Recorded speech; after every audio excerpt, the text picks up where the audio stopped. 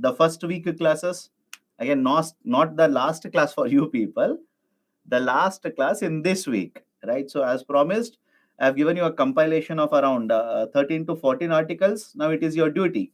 It is your duty to read these articles and let me know, right? Next week, Monday, let me know whether these articles are relevant for your UPSC examinations or civil service examinations or not. Now, the objective has been that generally the students read Hindu newspaper, right, or let's say even another newspaper, Indian Express. But the number of articles which keep on appearing from the concepts that we are discussed in the classroom in other newspapers, apart from Hindu newspaper, are a lot many. That is a precise reason I've given you certain articles here from again what we have discussed, nothing out of syllabus for you, whatever we have discussed. In fact, in the last 1.5 month, information is too much. But is everything relevant to you? Have we discussed all the chapters in the classroom? No. So basically, on whatever we have discussed, on those concepts, I'm giving you certain around 13 to 14 articles. The first two articles are regarding a recession in Germany. Please tell me, did we discuss the concept of recession? And is there a concept of spillover effect because of Germany's recession on Indian economy? Answer is yes. Article regarding, right, next two articles are regarding the committee or the panel which has been set up to recommend, right, revamping how surveys are conducted, how data is published in India. Important, please go through that. Then inflation. Next articles are regarding inflation, right? Cultivation is getting affected. The feed prices are increasing, hence the milk prices will start increasing, right? The way forward, the way forward for tomato cultivation, right? Or let's say the tomato inflation in case of India, what can be done? In fact, I told you yesterday, basically I said the processing of tomato is very less in India. Yes or no? Please do let me know whether I'm correct or wrong. The processing of tomatoes is very, very less in India, right? And the way forward, long-term solution for generally the fluctuation in the prices can be processing of the commodities in the market. This article discusses the same concept. Please go through that. Right, exports for sugars have been banned. What is the reason? Why government of India is doing this? Please have a look at it. Then there is banning of exports of non-basmati white rice. Then this article, I would recommend, please read it. Very, very important. Please read this article. Now, why this article is so important? In the recent times, if you have seen, government of India is using various policies in order to control inflation in India. For example, government of India is banning sugar exports, government of India is banning wheat exports, government of India is banning, right, rice exports, etc., so that supply in the domestic market would be higher, and right, basically the prices, that is inflation level, will be controlled. Now this article, right, says that such policies are counterproductive. I repeat, this article says that such policies are counterproductive. Counterproductive means what? Such policies of government of India do not yield any long-term results. So these are knee-jerk reactions, short-term measures. Then what is the way forward then? Right? A lot of recommendations have been provided in this article. Please go through that. And by the way, if you look at the author of the article, right, please remember this name. Author of the article, one of the author is Mr. Ashok Gulati. Ashok Gulati is a very well-known economist, an expert in agriculture sector. Is that okay? I'll repeat the statement. Mr. Ashok Gulati is a very well-known economist, a specialist in agriculture sector. So whatever Mr. Ashok Gulati says will carry certain weightage, will carry certain importance to government of India. And many of you are asking, sir, can we use these? Can we use these in examination? Of course, yes. Use these in examinations. Right? Whenever government, I'm sorry, whenever whenever the UPC will ask you give recommendations, you will have to give recommendations of experts, not your recommendations. Okay. Then after tomato, turmeric prices are expected to rise up now. Please go through this article. Right, Russia is pulling up the plug on Black Sea grain deal. What is the impact of that? How it is going to have an impact on the global inflation rate? Right, what is exported from Black Sea, etc. All the details are given. Please go through that.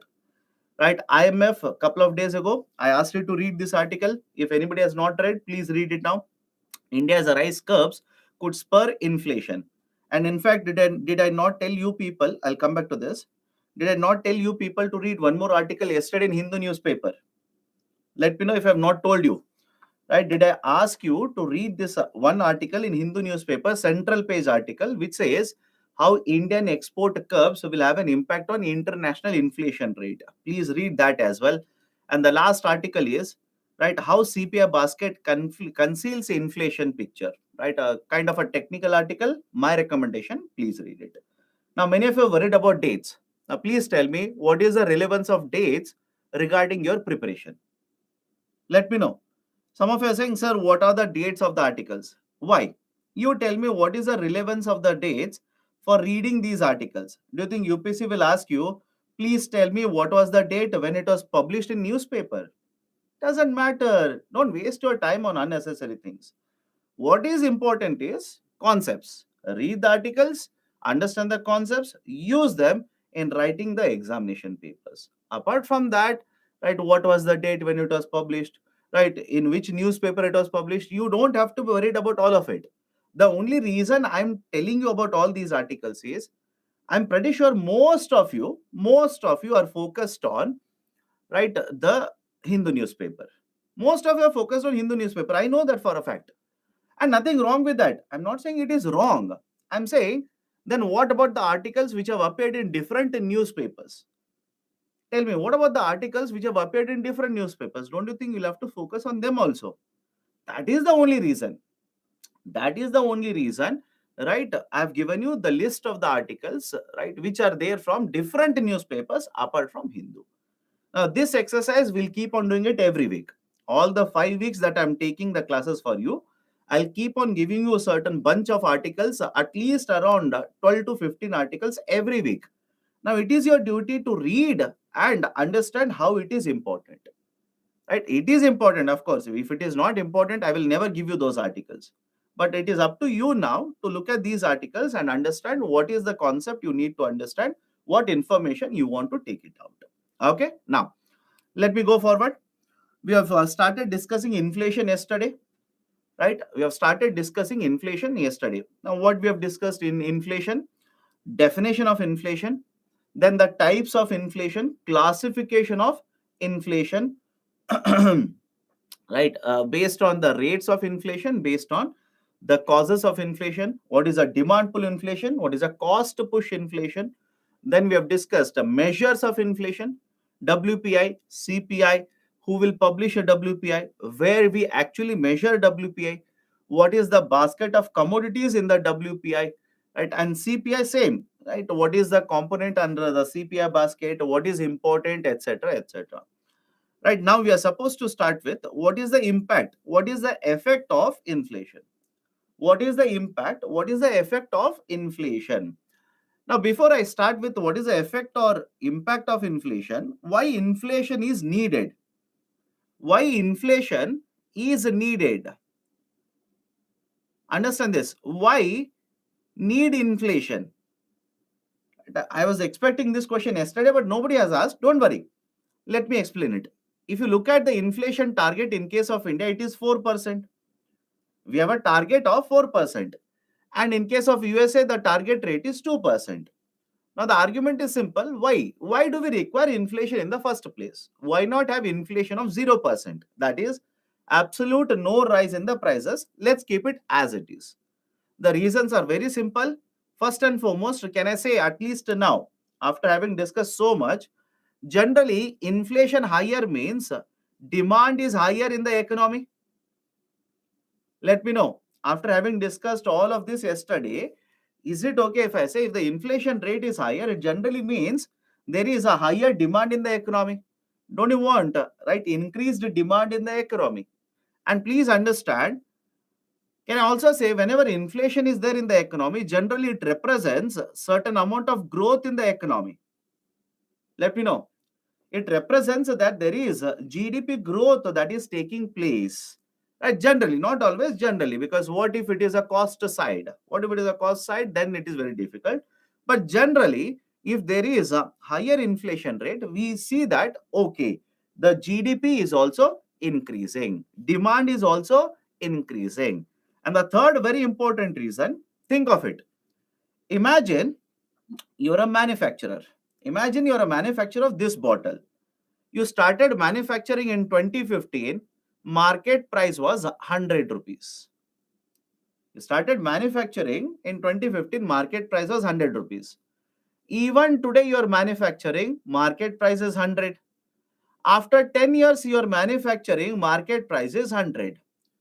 Rather than this, what if I say? What if I say you started with 100, today it is 120 rupees, and in 2033 it will be 150 rupees. Please tell me, when the prices keep on increasing, don't you think that will provide incentives? I'll repeat the statement. When the prices are increasing, don't you think that will provide incentives for you to produce more? I hope you understand. That provides incentives for higher production. So these are some of the reasons why we generally say, okay, a moderate rate of inflation. I repeat, that is the reason we say a moderate rate of inflation is acceptable, right? And in case of India, what is the actual rate of inflation target that is acceptable? Anything around 4% is acceptable to us, right? These are the reasons why we say, right, there is a need of having a moderate rate of inflation. Now, what is the effect of inflation? If there is a rate of inflation in the economy, what is the effect then? What will be the problem? Let's start. First one, it will reduce the purchasing power of consumers. Any problem with the first one? Please do let me know. Any problem with the first effect of inflation? Yesterday we have discussed, sir, what example have you given? Tomato prices.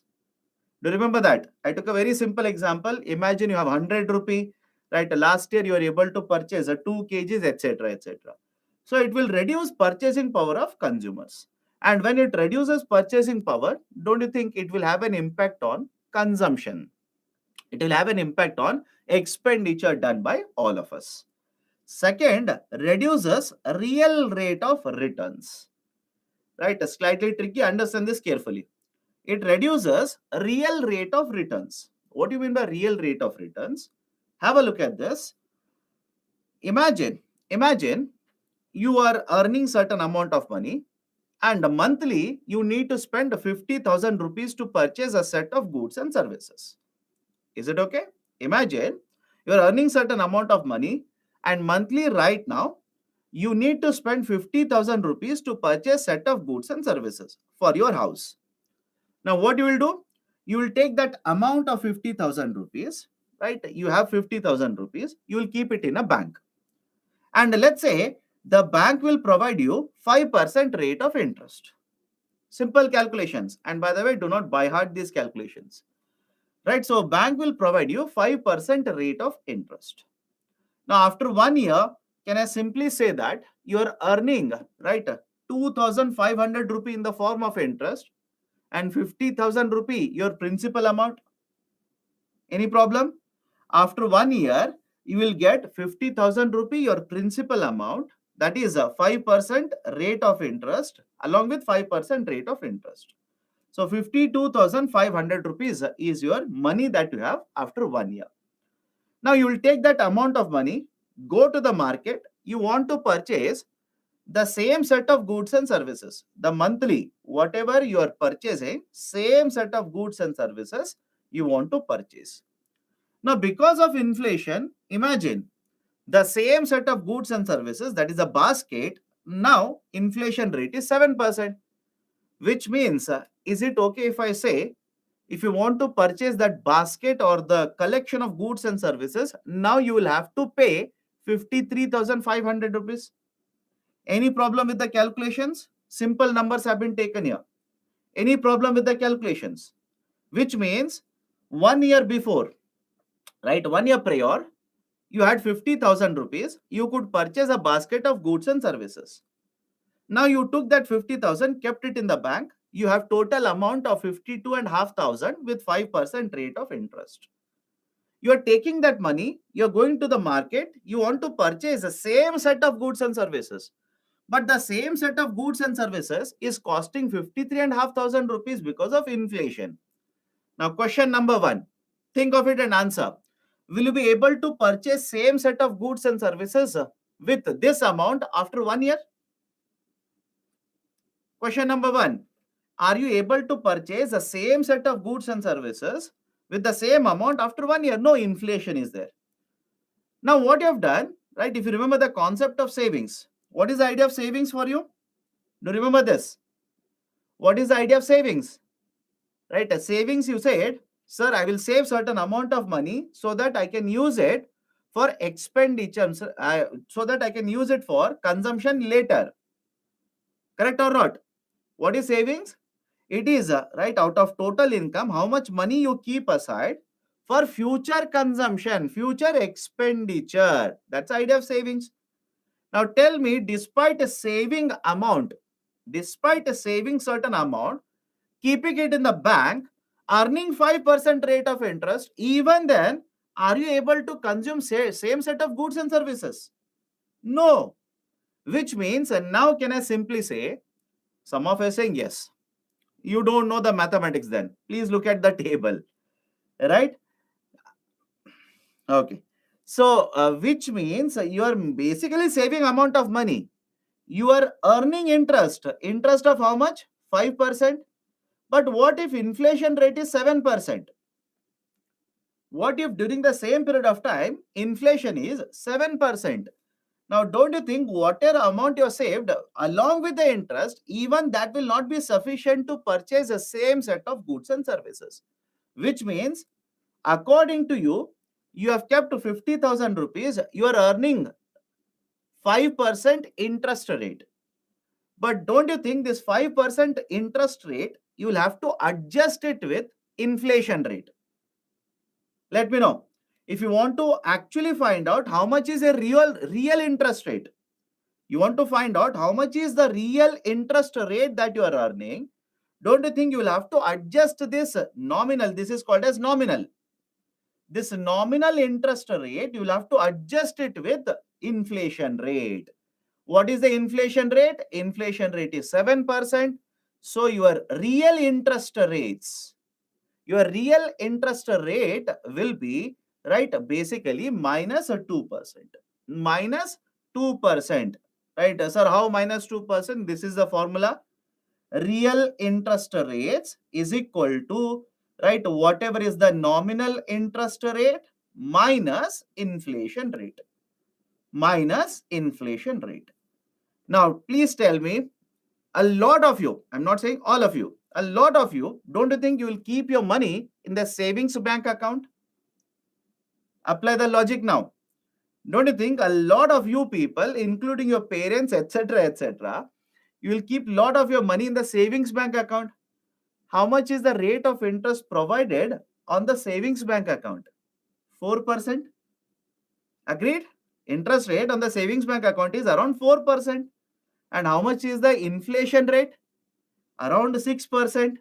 So how much is the actual interest rate you are earning? The actual interest rate is minus 2%, which means you are not earning any interest. You are actually paying, when you use the money to purchase goods, you are actually paying extra 2% from your pocket. Right? That is a basically idea. That is a basic idea. And that is the reason why do you think people prefer to invest in gold? Why do you think people prefer to invest in right other instruments in the market which will give them 10%, 12%, 14% rate of interest? Because they know that they will have to adjust this amount with inflation rate. Okay. Second one, reduces real interest rates. Third one, exports would also be affected. Let me ask you a very simple question. Very simple question. Imagine you're manufacturing this bottle. Okay. Now, price of the bottle is 100. Because of the inflation, this will become 110. Let me know. Because of inflation, this bottle price will become 110. Will you be able to export more to the international market now? Let me know. Will you be able to export more to the international market? No, you will not be able to export more. Why? Prices have increased. Now, can I say, right, rather than exporting, you might end up importing. Your exports would be affected, etc. Look at the statement. Country with a higher inflation rate, exports would also be affected. Fourth one will affect investment scenario. Will affect investment scenario. How it will affect investment scenario? Imagine now you know that higher inflation rate will reduce your real rate of returns. Will you keep your money in savings bank account? Let me know. Will you keep your money in savings bank account? And now you know what is the real interest rate. Don't you think you will start shifting your investments? Maybe from savings bank account, some of you will shift your money into FDs, right? Does the FD give you more rate of interest? Hardly 1 or 2% compared to savings bank account. But even then, if you account for inflation, for example, most of the FDs provide you around 6% rate of interest. Most of the FDs provide you around 6% rate of interest. And inflation is also around 6% in case of India. So what is the real interest rate that you generally get? Generally, you get around 0% rate of interest. Right? Rather than this, that is the reason many of the people invest money in land. People invest money in land. People invest money in gold. Why? Please remember this. Gold is always considered to be a natural hedge against inflation rate. I'll repeat the statement. Gold is always considered to be a natural hedge against inflation rate. Why? Historically, gold prices always increase. Underline the term historically. Historically, gold prices always increase. Please do not look at gold prices in 2 days or 3 days. Historical prices are important. Right? If you look at the gold prices 5 years ago, compare it to today.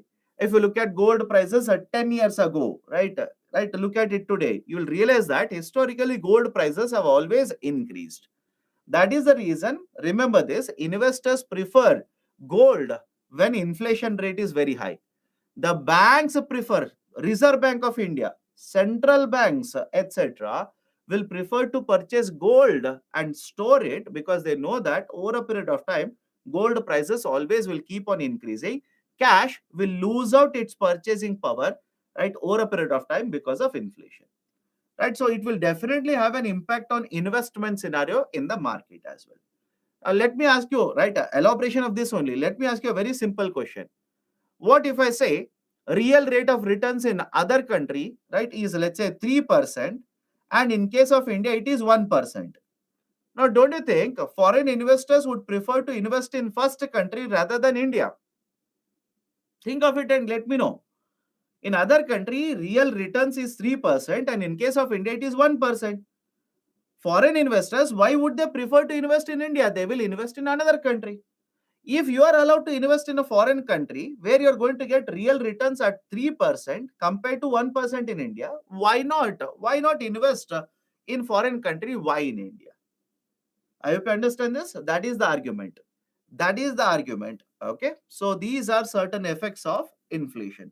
And that is the precise reason we keep on saying that having moderate rate of inflation is good. Having a moderate rate of inflation is good compared to a very high rate of inflation. Done. So these are certain effects of inflation. Please go through them. In fact, in this particular slide, I forgot to write one more point. Why inflation is needed. Just one more point. Now, rather than inflation, imagine there is a deflation. Tell me now. Rather than inflation, imagine there is a deflation. Please tell me, if the prices are deflating, don't you think you'll postpone your consumption? Let me know. If the prices are deflating, don't you think you'll postpone your consumption? Sir, what do you mean by this? I'll give a very simple example.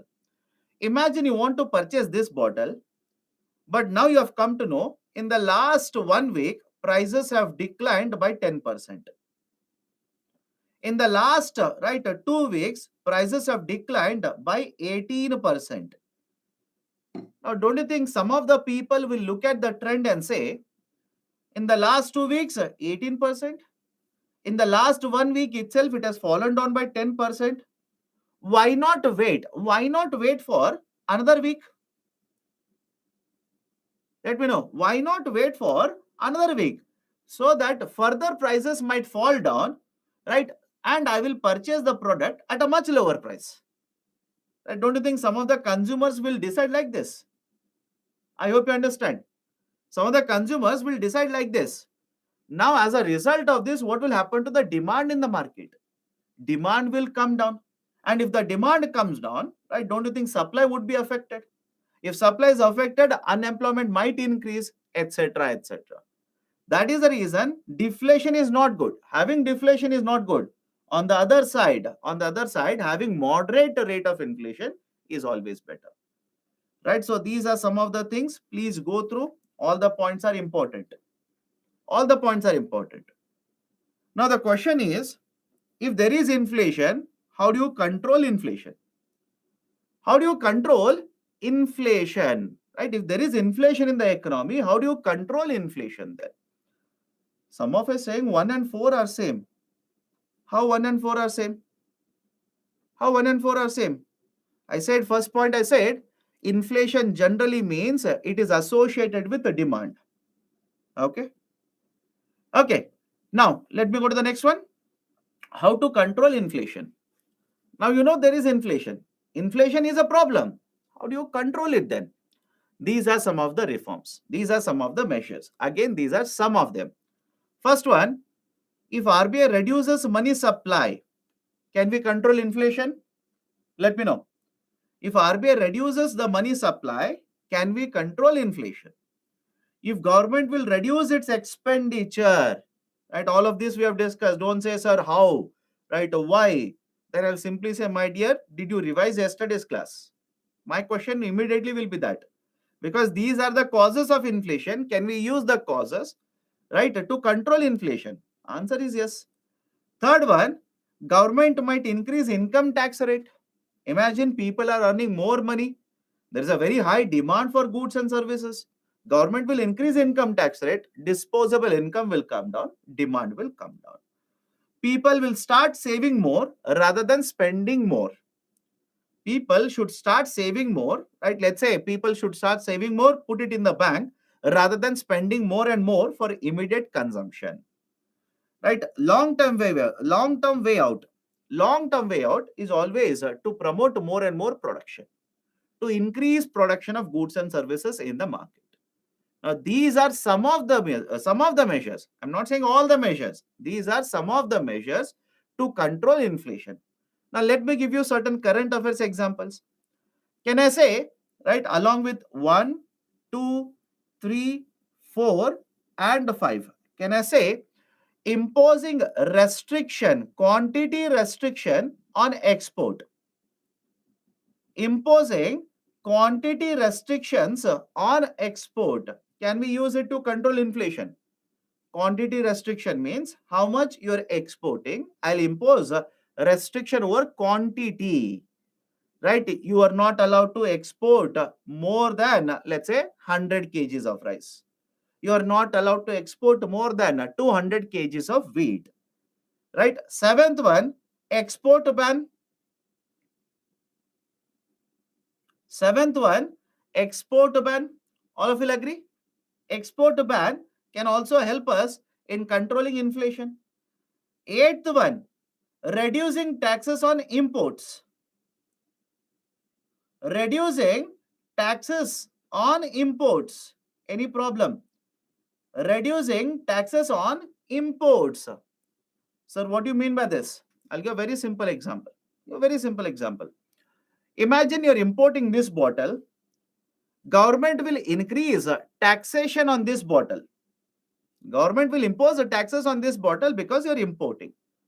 Right now, let's say tax rate is 20%.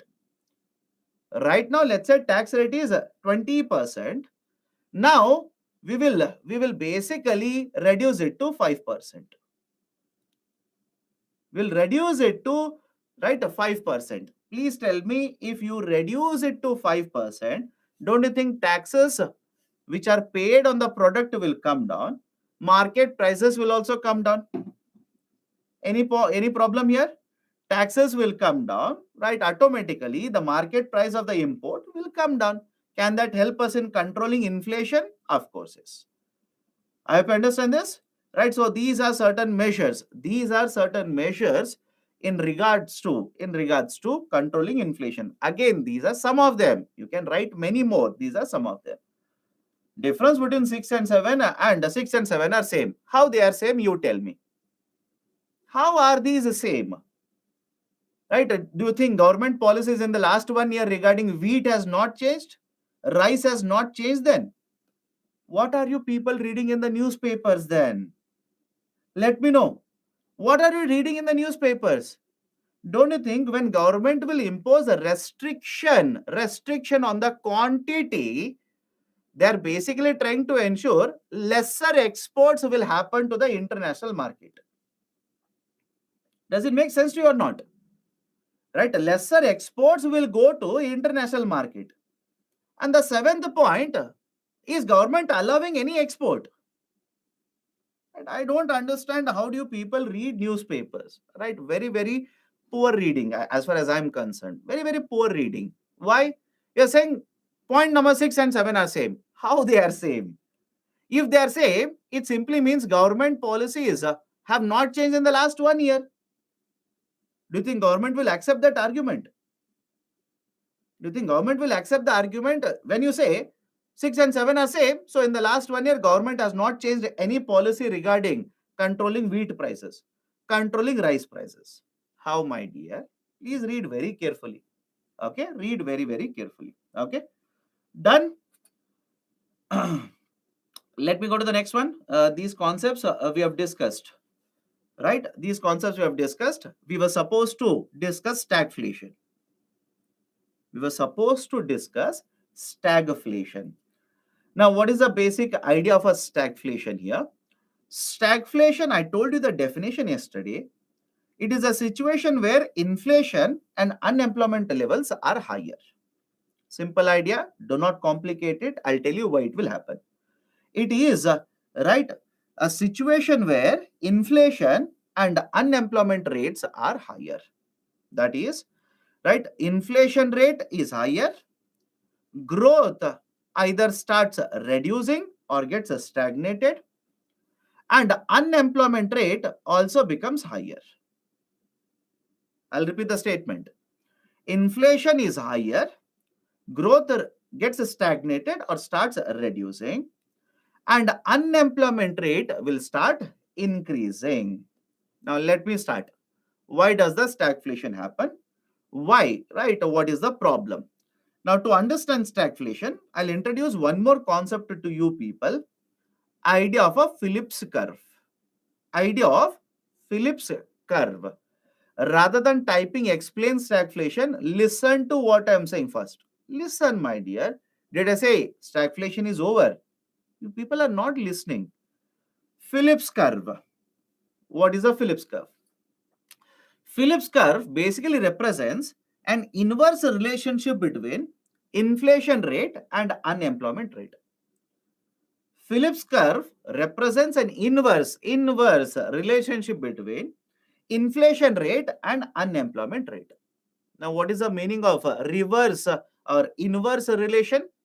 It simply means when the inflation rate is high, unemployment rate is low, and when inflation rate is low, unemployment rate is high. This is inverse relationship. Let me explain this. Follow this very carefully. If you don't listen, if you keep on looking left and right, if you keep on typing, right, you will not be able to understand this. Now, what is the meaning of it?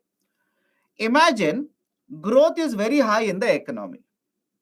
Imagine growth is very high.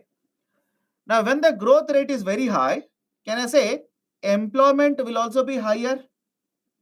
Anybody has a problem? When the GDP is increasing higher, employment will also be created. Now, when employment is created, I'll basically branch it out into two components now. What will happen to unemployment rate?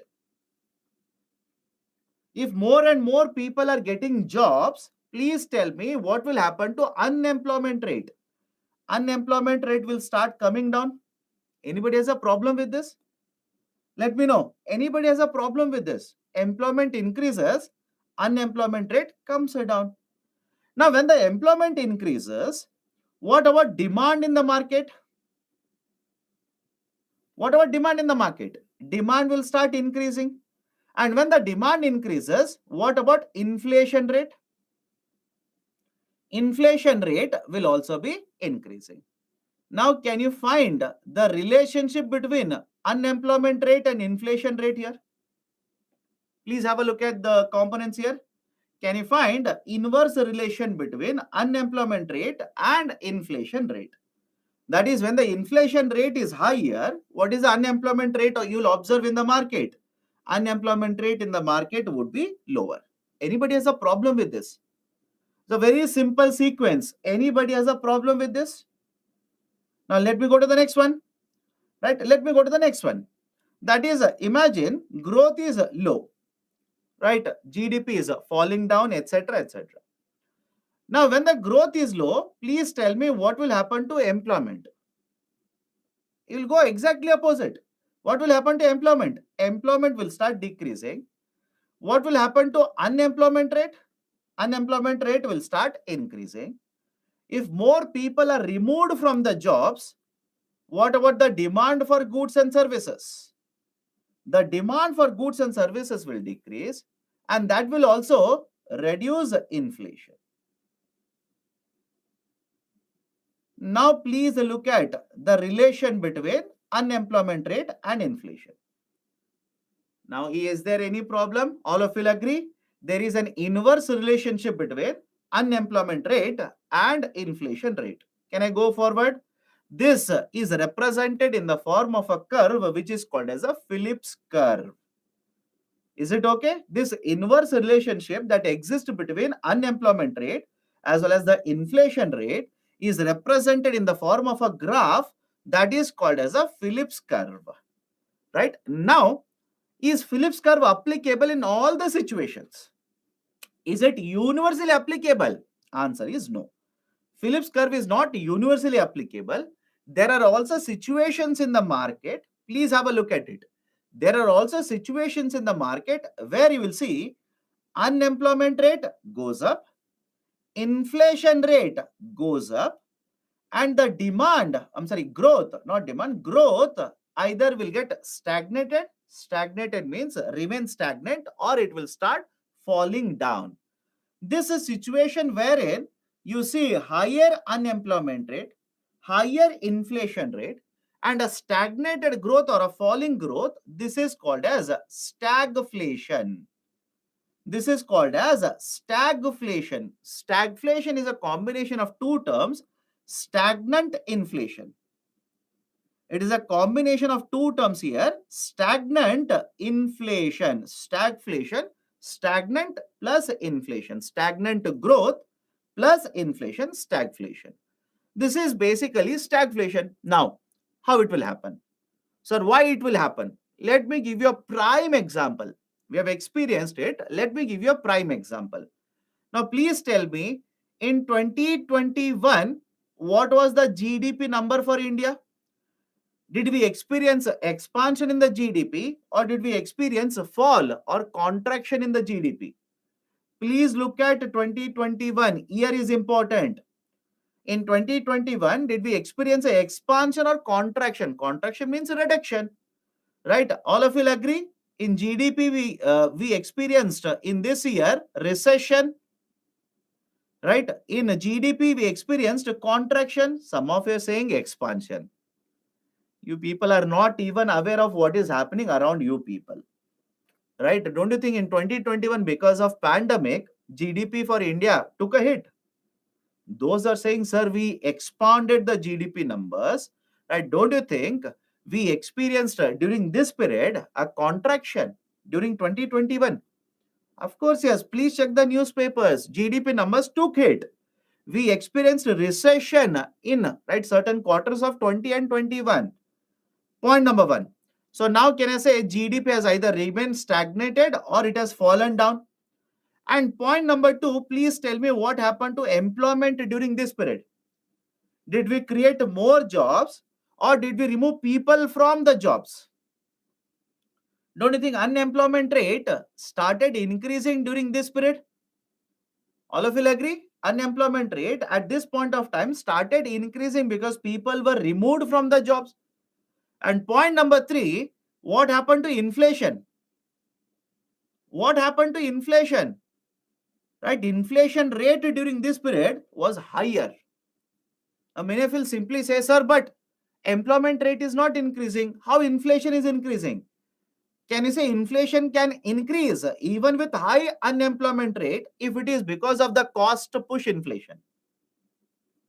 Let me know. Right? Is it possible? Even if you have high unemployment rate, inflation still can happen. Why? Because of cost side factors. During this period of time, the crude prices started increasing. There were a lot of supply disruptions that took place. Right? The exports were affected, imports were affected.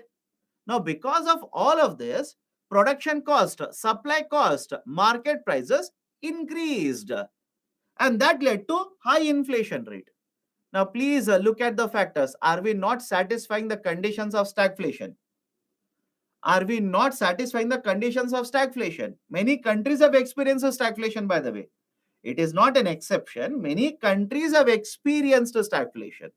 That is the reason the former Prime Minister, Mr. Manmohan Singh, said that India is actually experiencing stagflation because, right, basically we are seeing that growth is falling down, the inflation rate is increasing, as well as, right, the inflation rate is also increasing. Can we go forward? Can we go forward? Any problem with what explanation I've given regarding stagflation now? Right, that's the reason whenever I say please wait, have patience. It's not that I'll jump everything and I'll say it is over. I said stagflation is this definition. To understand stagflation, I said let's understand Phillips curve first. It's a combination of high inflation rate and low growth in the economy. We have explained all of this. Okay, base effect, we are done with that yesterday only. Now skewflation. Right, what is skewflation? Skewflation is a combination of two terms again, skewed plus inflation. Skewflation is a combination of two terms, skewed plus inflation. Right, you combine both of them, skewflation. Now, what is skewflation? Refers to a situation wherein in some of the commodities there is inflation rate, and in some other either there is no inflation or there is deflation. Now, what do you mean by this? Let me explain. Point number one, skewed. The meaning of the English term skewed is uneven. It is not economic term. It is English. Skewed means uneven. Now, why do we say this inflation is uneven? Let me give a very simple example. Out of 299 articles in CPI, let's say, I'll just throw arbitrary numbers so that you understand. Let's say for 100 commodities, prices have increased. For 100 commodities, prices have decreased. And for 99 commodities, there is no change in the price. I'll repeat the statement. Let's imagine a situation out of 299 articles, for 100 commodities, prices have increased. For 100 commodities, prices have decreased. And for remaining 99 commodities, prices have not at all changed. They are one and the same. Now, please tell me, can I simply say that looking at this situation, the variation in the price levels in the economy is uneven? Uneven means not uniform. Right? I hope you understand the meaning of the term uneven. Uneven means it is not uniform. Right? The price levels in the economy have not uniformly changed. For some of them, they have increased. For some of them, they have decreased. And for some of them, they have not changed at all. And whenever you experience this kind of inflation, that is, for some of them, deflation is there. For some of them, same. For some of them, it has increased. This kind of inflation is called as skewflation. Any problem in understanding the term? This is referred to as skewflation, skewed inflation. Right? Throughout the economy, uneven inflation rate is observed. Now, next, reflation. Right? Next one is reflation. What do you mean by reflation? Reflation refers to certain policies of the government. I repeat, reflation refers to certain policies of the government which will be used to revive the economy. Reflation refers to policies of the government. What kind of policies are used by the government to invest more, to produce more, to increase expenditure? Increase expenditure, that is basically called as reflation. Refers to the policies of the government to increase production, expand the production so as to ensure that economy will recover from a recession or from a depression or from a slowdown. Right? This is called as a reflation. Any problem? Can I go forward? Any problem? Any example of skewflation? Generally, India is said to be, not always, economic survey has used the term skewflation. Generally, India sometimes experiences a skewed inflation. Okay. Can we go forward? Any issue? Any issue so far? Next one is imported inflation. Reflation means it is a fiscal policy of the government. Please tell me, if there is a recession in the economy, don't you think government of India will increase its expenditure? Let me know. Don't you think government of India will increase the expenditure? What is the reason? What is the reason? So that the investment increases, production increases. Rather than having recession, we will move towards a recovery and we will go towards growth phase. That is basically the idea of a reflationary policy. Reflationary policy. Okay. Next one is imported inflation. What do you mean by imported inflation? Right? Please tell me, if crude oil prices will go up, what will happen to petrol prices in India? Simple question to all of you. If the crude oil prices in the international market go up, what will happen to petrol or diesel prices in India? All of you will agree with me now? Diesel and petrol prices should also go higher. Can higher petrol and diesel prices cause inflation in India? Can higher diesel and petrol fuel prices, can it cause inflation? Answer is yes. But please tell me, this inflation, can I say it is because of import of crude oil prices? Is the logic okay? The inflation that I've explained here, is it okay if I say it is because of imports that we are doing? So whenever imports will cause inflation, whenever the imports will cause inflation in India, this is also referred to as imported inflation. Any problem with the argument here? It's a very simple argument. Crude oil prices are very high in the international market. When we import, we pay higher prices for the import. And as a result of this, market prices of petrol and diesel will increase. That will contribute to inflation. That will contribute to inflation. Okay. Now, next one is a wage price spiral. Wage price spiral. Now, what is the wage price spiral? Let me give you a simple example. Imagine you are the owner of the employee, you are the owner of the company, and I'm one of the workers. You're the owner, I'm one of the workers.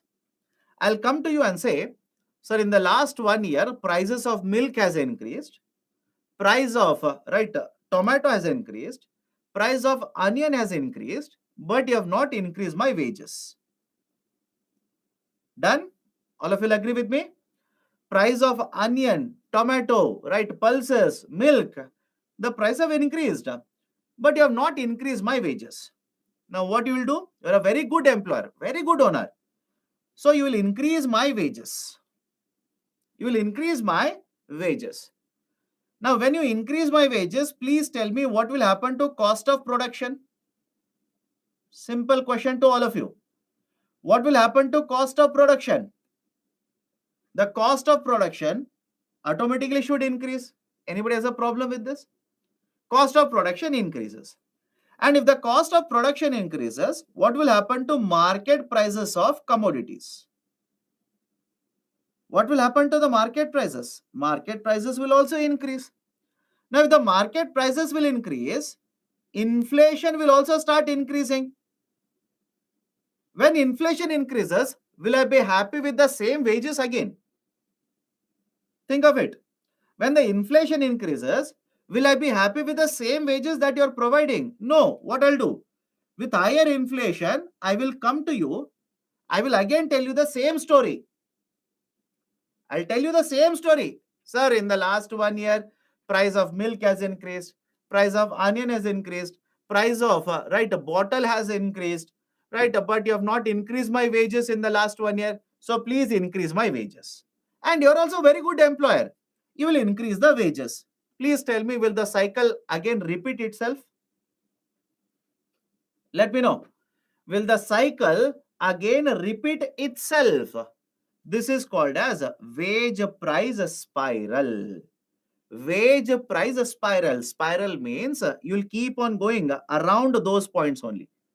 It will not change. Again and again, you'll go through the same points. It's a spiral. Rise in inflation leads to rise in wages. And this circle will keep on repeating itself. Any recent example of a wage price spiral? Right? It has been experienced in UK. It has been experienced in United Kingdom. Wage price spiral is experienced in UK. Okay?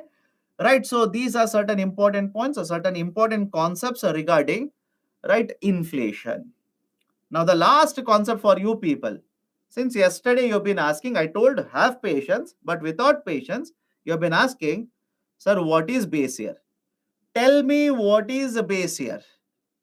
Right? Base year, base year, base year. Let me explain it to you. Now, before I start with the base year, please understand terminologies. Whenever we measure GDP, right, we measure GDP in two ways. One is called as a real GDP. Second one is called as a nominal GDP. Okay, one is a real GDP. Second one is nominal GDP. Nominal GDP is measured at current market prices. I'll repeat, nominal GDP is measured at current market prices. What do you mean by current market prices? Let me ask you a very simple question. Simple question, by the way. When we discussed GDP, again, I know I've not covered base year, I'll cover it in some time. When we discussed GDP concept, did we not use the concept of base year? Let me know. Do you remember what is the base year for the calculation of GDP? I'll tell you what is base year, how it is used, etc. Right? I'll tell you, don't worry. Base year for the calculation of GDP is 2011 and 2012. And right, current market price, that is a current year, what is the market price? Now let me start here. Let's take only this bottle. Simplify it. It's not that easy. It's very complicated. Simplify it, do not complicate it. Let's imagine this bottle is produced in India. This bottle is produced in India, and only this bottle, only let's say product, right? Only one product, that is no other products are manufactured. Only this bottle is manufactured. Question number one. Can I say the market price of this bottle will be different in 2011 and 12 and will be different in 23 and 24? Any problem with this statement? The price of this bottle will be different in 11 and 12 and will be different in 23 and 24. Now, many of you will ask me, sir, right, how the prices will change? Why the prices will change? The prices will change because of inflation. Agreed? The prices will change because of inflation. Point number one. Remember this. Point number two. Let's say hypothetically, financial year, that is a fiscal 20. I'll start using directly term fiscal, understand this. Fiscal 20 and fiscal 21. Take two consecutive years. Fiscal 20 and fiscal 21. The bottles which were produced in 20 were 15 in number, and bottles which were produced in 21 were 20 in number. Market price in 20 was 12 rupee. market price in 21 because of inflation became 15 rupees. Now, if this is the only final good, bottle is the only final good that is produced in India, can I say for financial year 20, GDP will be 180 rupees and for 21, GDP will be 300 rupees. Let me know. Any problem with the calculation? Right? I'm taking how many final goods are there into market price. This is how you calculate GDP. So for financial year 20, it is 180 rupees. For financial year 21, it is 300 rupees. Right? Second very important point here. Are we taking base year price or are we taking, forget about base year. Is it okay if I say we are taking whatever is the price of the bottle today in the market? Let me know. For the calculation of GDP, what was the price of the bottle in 20? In year 20, what was the price? Price was 15 rupees. Price was 12 rupee. I'm using that market price in that year to calculate GDP. And in 21, what is the market price of the bottle? Market price of the bottle is 15. So in simple terms, whenever you use the term current market prices, whenever you use the term current market prices, what prices are we taking? Whatever was the market price in that respective year. I repeat, whatever was the market price of the product in respective year, we will take it, use it for calculation. That is basically referred to as a GDP at current market price. Any problem with this? Please do let me know. That is the reason this is called as a GDP at current market prices. Or else you can also say this is nominal GDP. You can also simply say nominal GDP. Now nominal GDP for 20 is 180 rupees. Nominal GDP for 21 is 300 rupees. Is it fair if I make a direct comparison of these two GDPs? Let me know. Is it fair if I make a direct comparison of these two GDPs? Does it make sense to you? You should not compare it. Why? Look at the market prices. Are the market prices one and the same? No, market prices are not one and the same. So how can you make a comparison of two nominal GDPs? There is inflation in the economy. Any problem so far? Can I go forward? Any problem so far? Any problem with the nominal GDP? Why this is called as a GDP at current market prices? And why we should not make a direct comparison and jump to conclusion how GDP has changed. Okay, any problem? Can I go forward? And when I say any problem, if you have a problem, tell me what is the problem. Don't say, yes, there is a problem. What do I understand? What do I understand? I do not understand anything. Right? So argument is simple. So repeat. Okay, I'll repeat it again, but you'll have to listen to me very carefully. I'm saying this is the only product, that is bottle is only that is produced in India. Nothing else is produced. In 2020, that is financial year 20, how many bottles did we manufacture? Please look at the table and answer now. Those who are saying very difficult, answer now. In 2020, that is financial year 20, how many bottles did we manufacture? 15. See, this is a problem. This is exactly the problem I'm talking about. You people don't focus. How many bottles did I manufacture in financial year 20? Certain people are saying 12 bottles. Certain people are saying 20 bottles. Is it correct? This is the reason. This is the reason you will not understand. I'm asking you how many bottles did I manufacture? You don't even have a right number. 15 bottles. It is already there in the slide. Very bad. In financial year 20, we have manufactured 15 bottles. What was the price of this bottle in financial year 20? Tell me, what was the price of this bottle in financial year 20? 12 rupee? Any problem here? Any problem? So what was the price of the bottle in financial year 20? Take it. Current market price. Current means what was the price in that year. multiply that with number of final goods. You will get GDP. Any problem now? You will get GDP. But we have calculated this GDP not taking the bottle prices in 2023. No, we have not taken 2023 price. We have taken the price for that respective year. That is the reason this is called as GDP at current market prices. So I'll do the same calculation even for 20 and 21. Right? That is, what was the market price of this bottle in financial year 21? 15 rupees. How many bottles were manufactured? 20 bottles were manufactured. So what was the GDP for 21 taking that year price? That will be 300. The problem in comparing both of these GDPs is that the market prices have changed. Market prices of the products, because of inflation, they have changed. So you should not directly compare them. But we want to know, we want to find out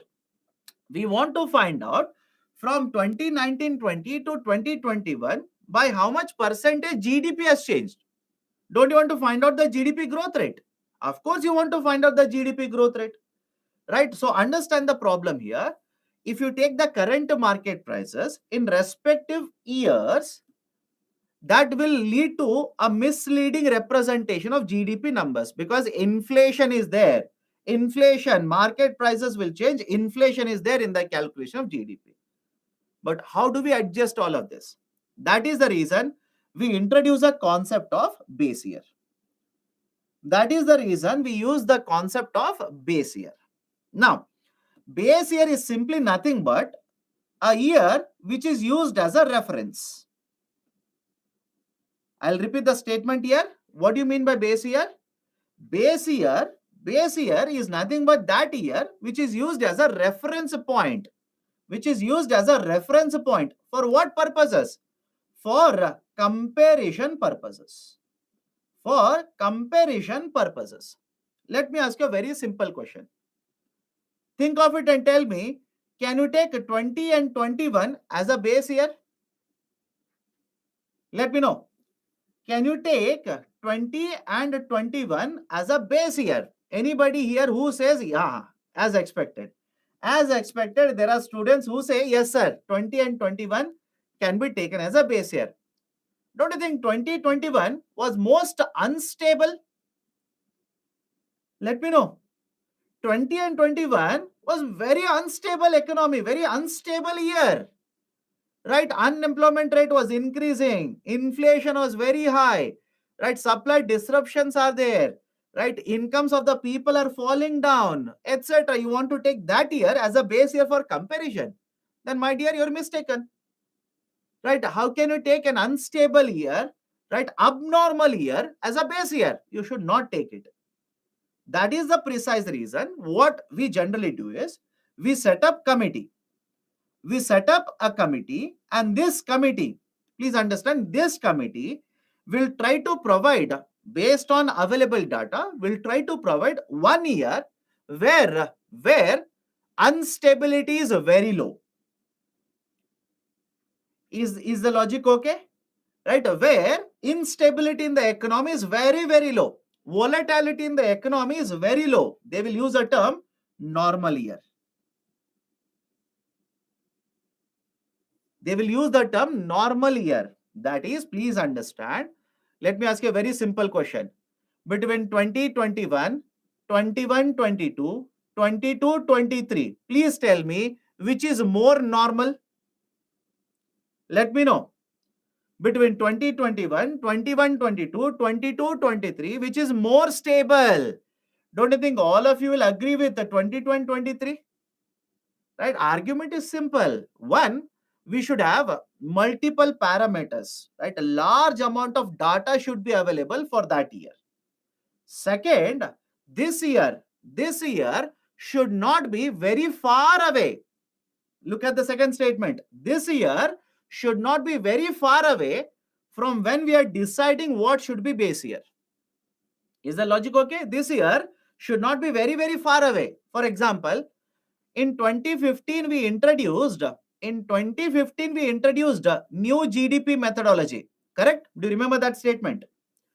In 2015, we introduced a new GDP methodology. Can we take 1947 as a base year? Think of it. Can we take 1947 as a base year because of that, right? The importance of that year? No, it is very, very far. Very, very far. Right? You will have to choose one year which is very nearby currently, right? Very, very near to you. Second, you should have lot of data in that year. And third, this should be a normal year with very less, right, volatility, very less instability. That is the reason in 2015, when we introduced the GDP methodology, please understand, many of you are saying, why not 2017 and 18 before pandemic? My dear, after that, we have not changed base year. Can understand the argument, right? You people are not able to, right, think now. You are asking me today, why not 17 and 18? We have not changed the base year after that. If we decide to change base year now, definitely yes, we can consider, right, 1 year which is very, very nearer to 2023. So what was decided was, right, because we are in 2015 we are introducing, in fact it was decided well before 2015 only, right? Basically we decided to have a base year of 2011 and 2012. Any problem with this? Let me know. At least now the idea of a base year is okay with all of you. Any problem? Sir, should we buy at this table? No, do not buy at this table. UPSC will not ask you all of this. Right now, the base year for calculation of GDP is 11 and 12. For calculation of CPI, it is 2012. And for calculation of, right, Are Baba, why 11 and 12? You people don't listen to only. Did I not say what are the parameters that are taken to identify base year? I don't understand. I told you the factors which are used to identify base year. Now question is, why 11 and 12? Because these factors are applicable for 11 and 12. That is the reason. Anyways, let's go forward. So 2019 and 2020 and 21. Right, these are the 2 years I want to make a comparison. Now what I will do is, what is the base year for calculation of GDP? Start answering. What is the base year for the calculation of GDP? Right, 2011 and 2012. Let's say price of this bottle was 10 rupee, right, in 11 and 12. Price of this bottle was 10 rupee in 11 and 12. Now please have a look at the right side of the table. Please have a look at the right side of the table. Right, what did we do now? For both the years 20 and 21, we have simply taken the base year price. Is the logic okay? Right, please have a look at the right side of the table. This table I'm talking about now.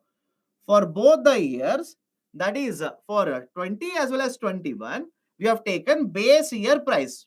Right, now tell me, instead of current market price, if I take a base year price, is there effect of inflation in the calculation of GDP? Let me know. Simple question to all of you. Instead of current market prices, some of us saying yes. Very interesting answers, by the way. Instead of current market prices, if I take base year price, is there impact of inflation in the calculation of GDP? Those who are saying yes, let me know how. Let me know how. Because the current market price is 12. I'm not taking 12. I'm taking 10 rupee base year price. Instead of 15 rupee, I'm taking 10 rupee, right, to calculate GDPs. There is impact of inflation on this GDP. How, my dear? What is your argument? So 10 rupee to 15 rupee. Am I taking 15 rupees to calculate? That's the reason I generally, this is my grievance with the students. My grievance. What is a grievance? You are not looking where I'm asking you to look. Did I say, please look at the left side or the right side? Let me know.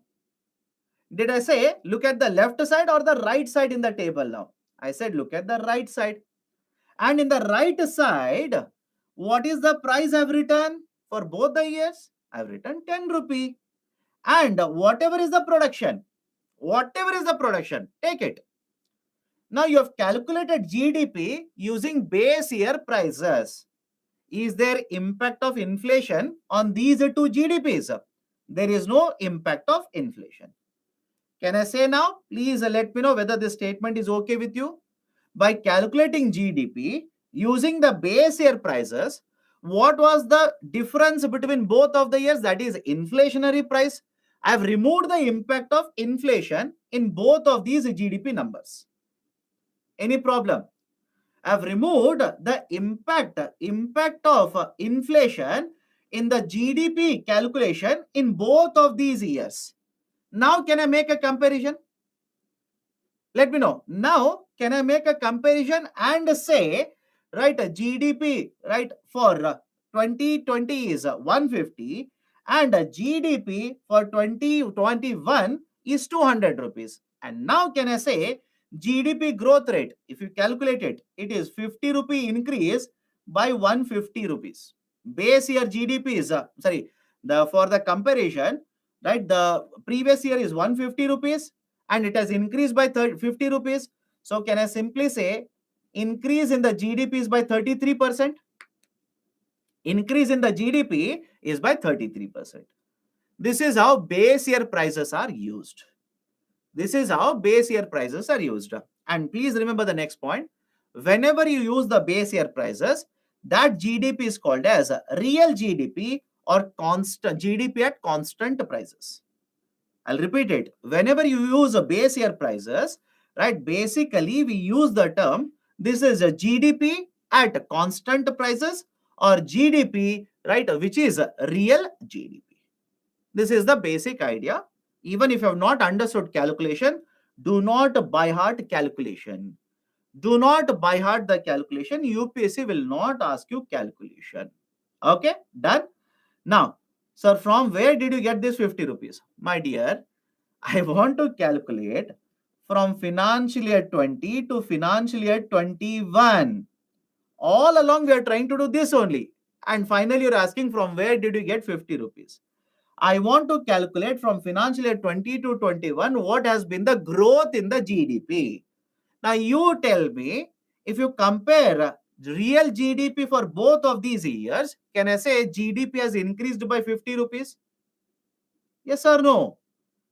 If I say I want to make a comparison between both of these two GDPs, real GDP by the way, can I say GDP has increased by 50 rupees? So from last year to this year, GDP has increased by 50 rupees. So what is the percentage increase? That is 33%. That is 33% increase. Okay, that is basically the idea.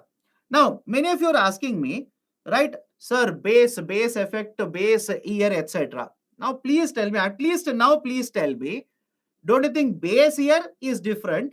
Base effect is different? Let me know. At least now tell me, don't you think base year is different? A base effect is different? Now, if I want to prove it much more, right, conveniently to you people, there should not be any problem regarding this. Base year is 2011 and 12. Let's make a comparison 2021, 21 and 22. Please tell me what happened in 2021. Can I say contraction? All of you will agree? Right, a base, right, understand this. 2021, there was a contraction. That is, the production of this bottle actually contracted. Contracted means went down compared to last year. What if I say in 19 and 20? I'll explain to you what you mean by contraction here. Right, 19 and 20, right, imagine number of bottles which are produced were 100. Or let's take simple numbers so that calculation will become easier for us. From 10, imagine it went down to 8. Can I say there is a contraction? Let me know. From 1920 to 2021, is there a contraction or not? From 10, the production fell down to 8. Is there a contraction? Of course, yes. Imagine 2021 became a normal year again, right? A pandemic, very less, right? Basically, we were producing, let's say, 11 products. 11 products of this bottle. Now, please tell me, right? Now, please tell me, Don't you think there will be a base effect when you calculate GDP growth rate for 21 and 22? Let me know. Looking at this picture, these numbers, please tell me, will there be a base effect when you calculate a GDP number for 21 and 22? Now the logic of base effect is okay with all of you? Let me know. Is the concept of base effect is okay with all of you? Can we use base effect even in inflation? For example, see, this is how generally it is calculated. Right? Generally, this is how inflation is calculated. 2011 and 2012, imagine for basket of goods and services. For basket of goods and services, imagine the price was, right, let's say 500 rupees. I'll take simple numbers. Imagine the price was 100 rupees. I'm sorry, 500 rupees. Now, let's say, right, 22, 21 and 22, for the same basket of goods and services, the prices have become 600 rupees. And for 22, 23, for the same basket of goods and services, prices are 750 rupees. Now, if I want to calculate by how much percentage the price levels have increased, by how much percentage the price levels have increased, right? Can I do the calculation like this? Can I do the calculation? 100 units, 500 rupees equal to 100 units. If I move from 500 to 600, basically this will become 120 units. Yes or no? This will become 120 units. And when I move from, let's say 500 to 750 units, this will become 150 units. Any problem with the calculation? Please use calculator if you're finding these CSAT numbers very difficult then. Right? So 500 to 600, that is basically, right, how much? 120. Arey Baba, how? My dear, use calculator. Right? Otherwise, leave calculation will not be asked. And 500 to 750, can I say 150? Now, please tell me, what is the inflation rate if I make a comparison here? What is the inflation rate if I make a 120 to 150 unit movement? Right? So basically, you will realize the inflation rate is 25%. Now, is the logic clear? How base year prices are used to calculate inflation. Any problem here? Any problem, please do let me know. This is how it is calculated. If you don't trust me, when inflation will be published, when inflation data will be published, go to PIB, Press Information Bureau. And there they will give you, right, index number is 117. Index number is, right, 119. Index number is 125. They will give you all of these index numbers. Right? What is the meaning? They are comparing in terms of index numbers. Okay? Done? Right? So this is how calculation is done. If calculations are difficult, my recommendation to you people, forget it. Do not worry about calculations. Repeat. Arey Baba. If 500 is equal to 100 units, if 500 rupees is equal to 100 units, 600 rupees will become equal to what? You tell me. Open the mobile, use the calculator. And those who are asking these kind of calculations, my dear, my recommendation to you people, I've been telling you this. Your CSAT is very, very weak. Don't take it wrong. Please do not take it wrongly. I'm not, right, criticizing you. I'm not saying anything. Your CSAT is very, very weak, my dear. Please tell me, if 500 is equal to 100, then 600 is equal to what? If it is difficult, even now, literally calculate it. Take a piece of paper and pen, start calculating. 120, what have I written here? What have I written here? 120. And 500 is equal to 100. 750 is equal to what? Tell me now. 500 is equal to 100. 750 is equal to what? Please calculate. You will get it as 150. That is what I've written here. Right? And now, if I want to find out what is the inflation rate from here to here, right? How much it has changed? Right? It has changed by 30 units. divided by 120 units. Simple, right? It has changed by 30 units. It has increased by 30 units. What is the base here? I'm comparing against 120 units. In terms of percentage, it is how much? 25%. This is the argument. Right? Those who are asking for calculations, please be very careful. Your CSAT is very, very weak. And if you have seen the CSAT level now, compare it with 5 years ago's paper, you will realize it. Right? If you compare it with the right, let's say 7 years ago's CSAT paper, the difficulty level is much, much higher. Calculations have become much more complicated. So this is my advice to you. Focus on CSAT as well. Please do not ignore it. Okay, now come to the concept of GDP deflator. Come to the concept of GDP deflator. Now, what is a GDP deflator? GDP deflator, right? Understand this. It is the ratio. It is the ratio of nominal GDP by real GDP for same financial year. I'll repeat the statement. What is GDP deflator? It is the ratio of the nominal GDP by real GDP for the same financial year. That is, have a look at this. Let me explain this. Take for 1 year. Right? And now again, please observe. Don't keep on asking me from where did you get this number. Keep observing carefully. For financial year 21, I'll ask you questions now. Focus and answer the question. For financial year 21, what is nominal GDP number? Let me know. What is the nominal GDP number for financial year 21? 300 rupees. See, I expected this to happen. Somebody is saying 180 rupees. For financial year 21, what is the nominal GDP number? 300 rupees. What is the real GDP number? 200 rupees. Can I directly take them and write in the slide now? Don't ask me from where did you get 200, from where did you get 300. I'll write it directly now. Nominal GDP is 300. Real GDP is 200 rupees. Can I write the outcome? Whatever the outcome, you can use the calculator. Outcome is simple. Can I write it as either 1.5 or can I write it as 150%? Let me know. Can I write it as 1.5 or 150%? Both are one and the same, by the way. 1.5 or 150%. Now, point number 2. What is the difference between nominal GDP and real GDP? What is the difference between nominal GDP and real GDP?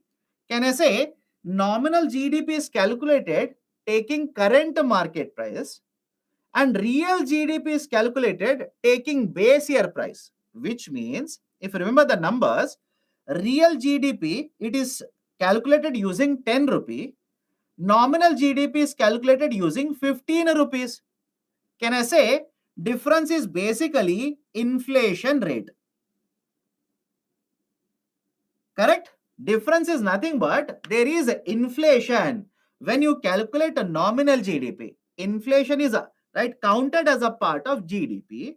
That is whatever is the market price because of inflation, we will use it. And in case of real GDP, I'm taking base year price. I'm taking base year price, not the current market price. I'm taking base year price, which means in the calculation of GDP, there is no impact of inflation. Now, if I basically say the ratio is 1.5, if I basically say ratio is 1.5, can I say, right, look at the statement. Can I say from the base year, GDP has increased by 50%? Let me know. From the base year, GDP has increased by 50%. And what is the reason? What is the reason the GDP has increased by 50%? Can I say it is because of inflation? Let me know. Right? Don't say, sir, production has changed. If you observe it very carefully, please observe the table very carefully. Am I taking the same production number or not? Think of it. Don't say it can happen because of production as well. No. Production is same in both nominal as well as real GDP. But what is changing is, in real GDP, it is 10 rupee. In nominal GDP, it is 15 rupees, which means whatever is the rise in the GDP number, it is because of inflation.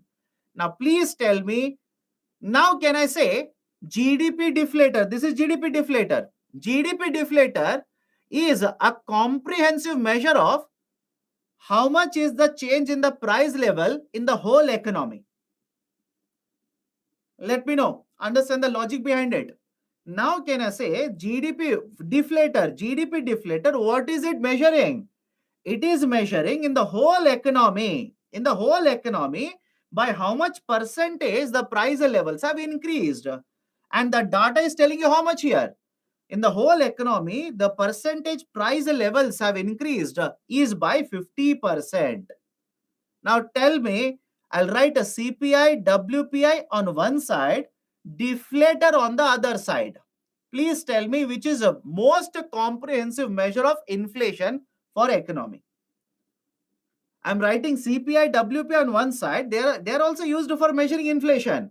On the other side, I'm writing GDP deflator, which is the most comprehensive measure, right? Which is comprehensively measuring, extensively measuring changes in the price level. All of you will agree, deflator. Any problem here? All of you will agree GDP deflator is the most comprehensive. But now the question arises, in that case, why don't we use GDP deflator in policy making? Why are we not using GDP deflator in policy making? Why does RBI run behind CPI? Reason is simple. You will have to answer now.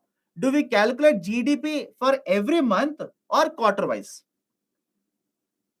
Look at it and answer to me. Do we calculate GDP for every month or for every quarter? Every quarter. All of you will agree? If you calculate GDP for every quarter, now can I say GDP deflator can also be calculated once every quarter. But RBI wants to keep a tab on monthly inflation rate. RBI wants to make policies once every 2 months.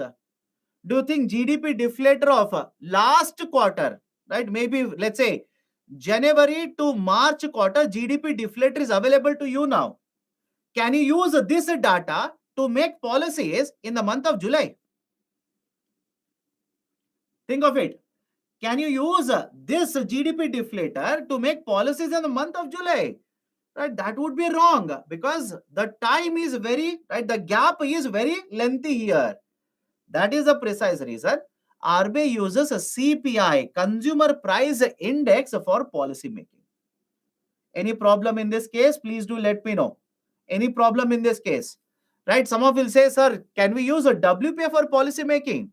In fact, earlier we used to use WPI for policy making. But you tell me, between WPI and CPI, which inflation will have a larger impact on the common man? Let me know. Which inflation has a larger impact on the common man? In WPI, services are not included. In CPI, services are included. Because of all of this, don't you think CPI is a better tool to make policies in India? All of you will agree? CPI is a better tool to basically, right, for policy making in India. Then why can't we calculate GDP every month? You give this recommendation to government. My dear, are you not understanding the gravity of calculation of GDP in India? Think of it. Certain students are asking, why don't we calculate GDP monthly? Do you think it is easier to collect the data every month, calculate every month, and publish data every month? Apply common sense, no? Apply common sense. Right? We have discussed how GDP is calculated. Do you think it is very easy in India?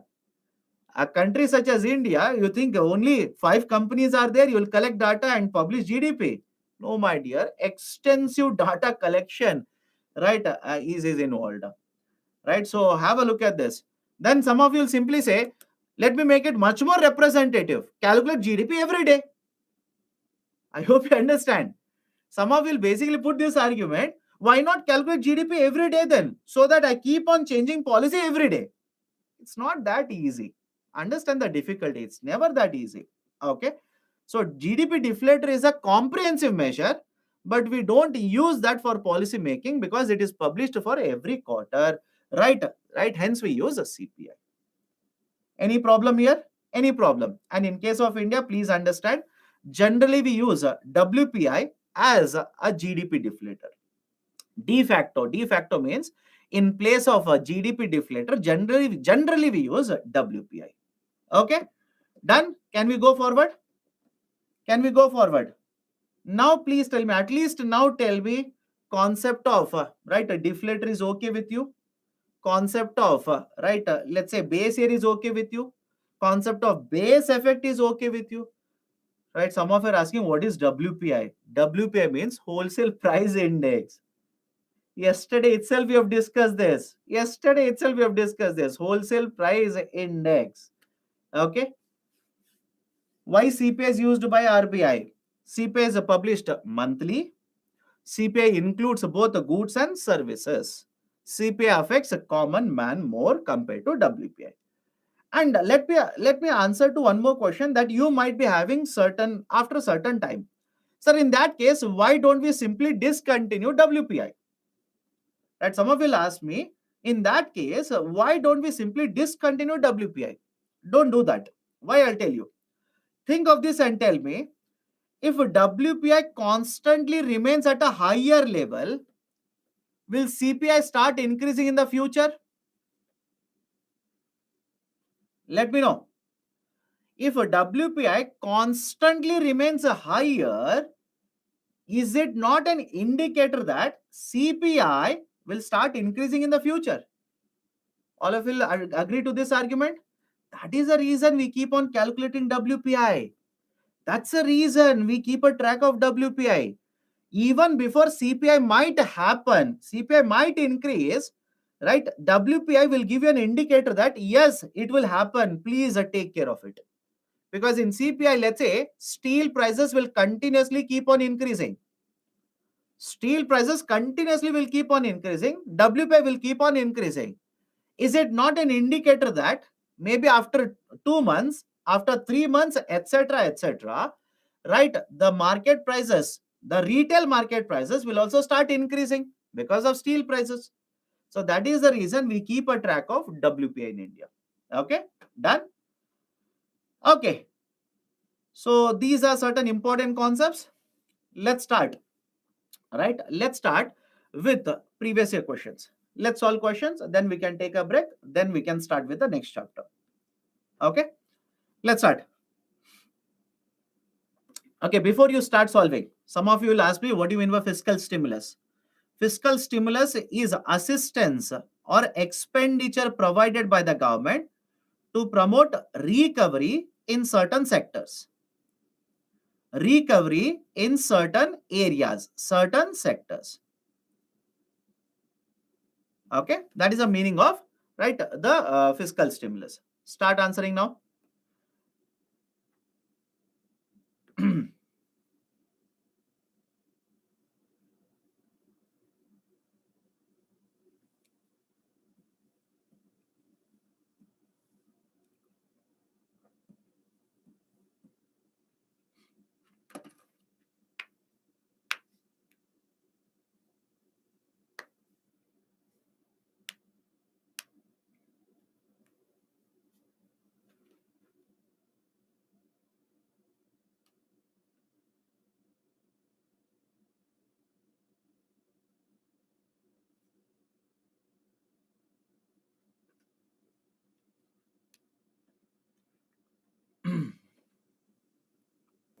Okay, 56% have answered correctly. Let's start.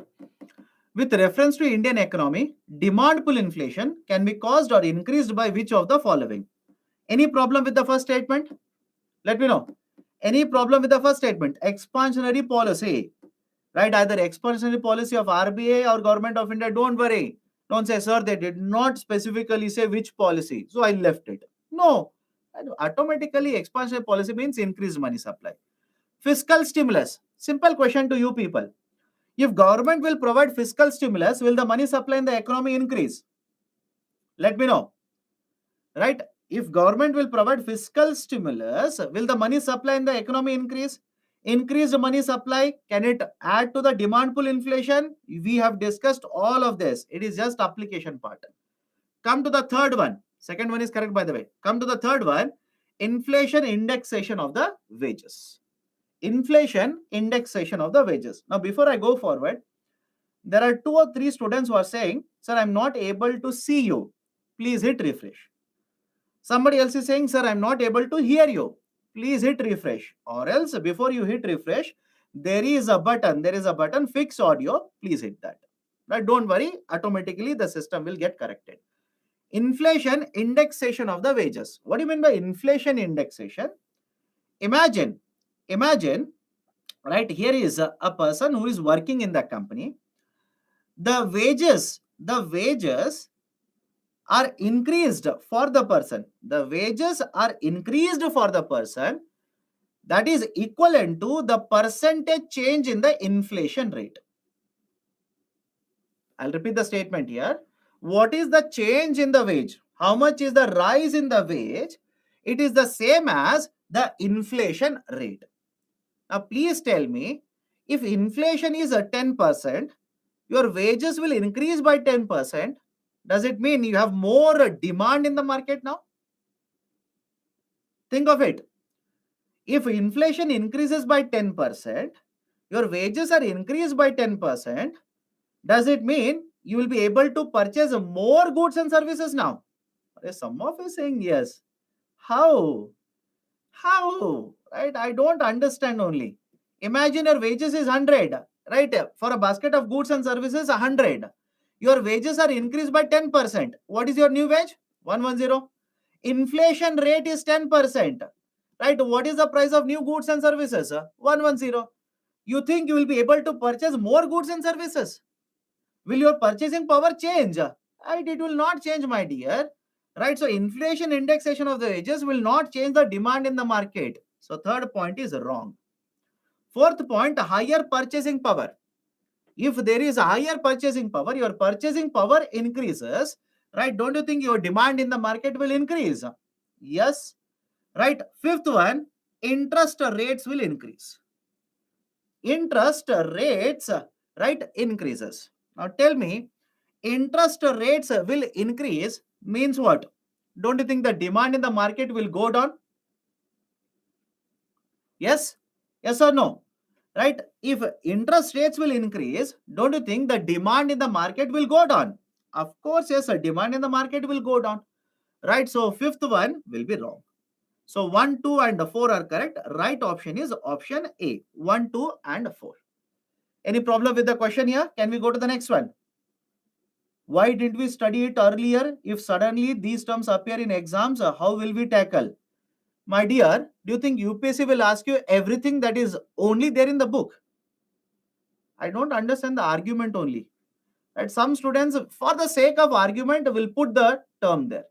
Right? Don't you think UPSC will pick up anything that is there in the current affairs? Can you tell UPSC I did not study this? Don't ask me. Let me know. I'll give a very simple example. Right? Those who are asking these kind of questions, right? Answer to these kind of questions now. Have you read about instant settlement that is being discussed regarding SEBI in the last couple of days? Let me know. Have you read about instant settlement regarding SEBI that is being there in the newspaper in the last couple of days? Now, UPSC can look at it and say, I'll ask a question on this. Now, you will say, it is not there in the book. Right? My classes are over in the month of January. Nothing was discussed. It could be there because of current affairs. Read current affairs then. Read current affairs. Right? That is a very simple solution. There is a very, very simple solution. Read current affairs. Okay? Done. So, anything else? Increase in inflation reduces the purchasing power. Then how? My dear, if your purchasing power increases, right? If you have more salaries, if the prices of the commodities will start falling down, don't you think your demand will increase? And when your demand starts increasing, automatically that can cause inflation. Now, don't worry about instant settlement. Now you shifted the goalpost. Tell me your right argument why instant settlement is important. Don't worry about it. Next one.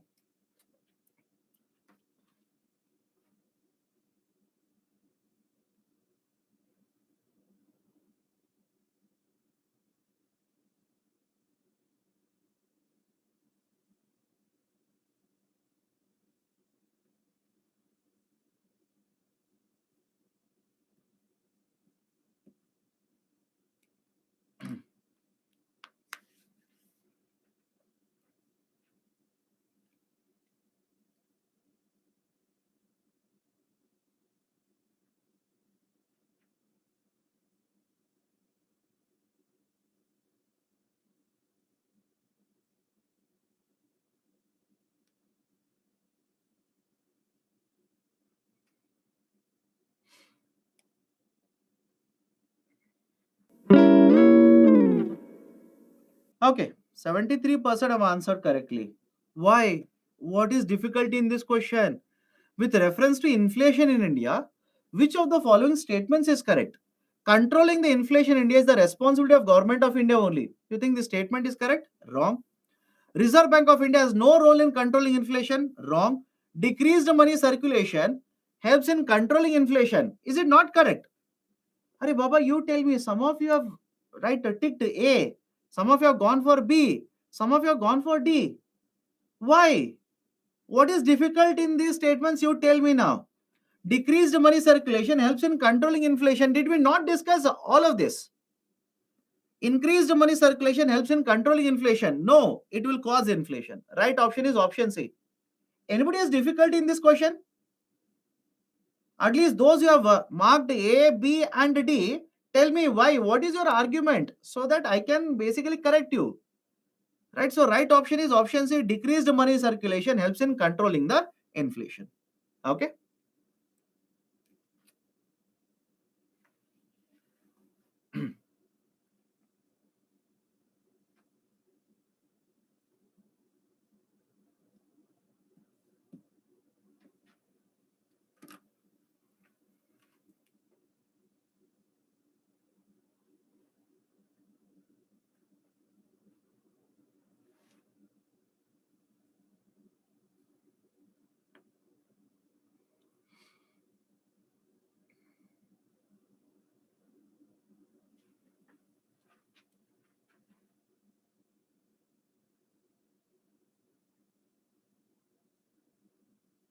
Okay. 59% have answered correctly. Which of the following brings out consumer price index number for industrial workers? CPIW. Right, I've given a table yesterday. I asked you to by heart it. In fact, I remember it correctly. I asked you to by heart it. CPIW. CPIW is published by Ministry of Labor, and within Ministry of Labor, it is Labor Bureau. I'm pretty sure I've written even the term Labor Bureau. I have written. It's not typed. I have written in annotated PPTs. It is Labor Bureau, one of the departments under Ministry of Labor. So right option is straightforward. It is Labor Bureau, right, which publishes CPIIW. Next one, technical. Let me explain. Don't solve it. It's technical. Let me explain. Listen to me. Let me explain. Inflation benefits the debtors. Inflation benefits bondholders. Now let's start. First and foremost, debtors. Debtors means borrowers.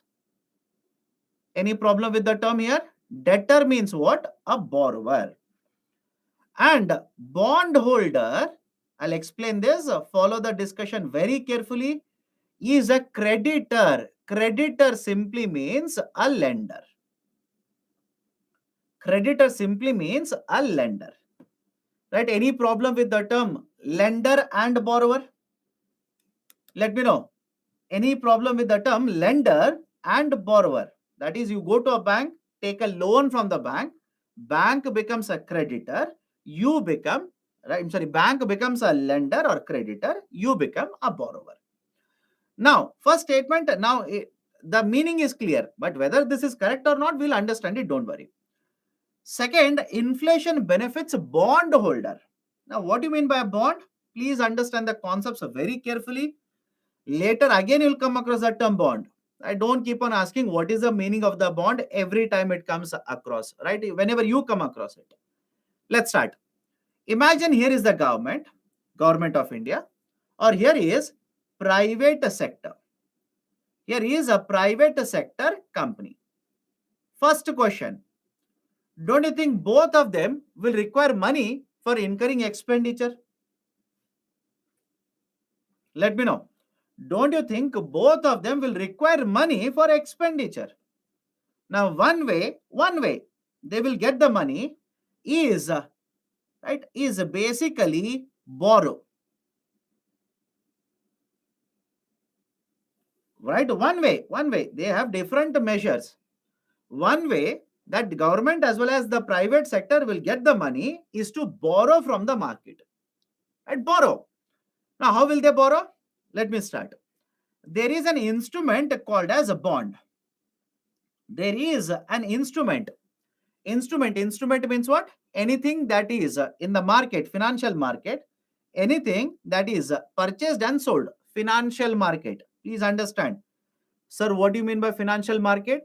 Have you heard of shares? Let me know. Let me see whether you people read newspapers or not. Have you heard? Right? Heard. Right? I've not discussed, I know that. Have you heard of shares?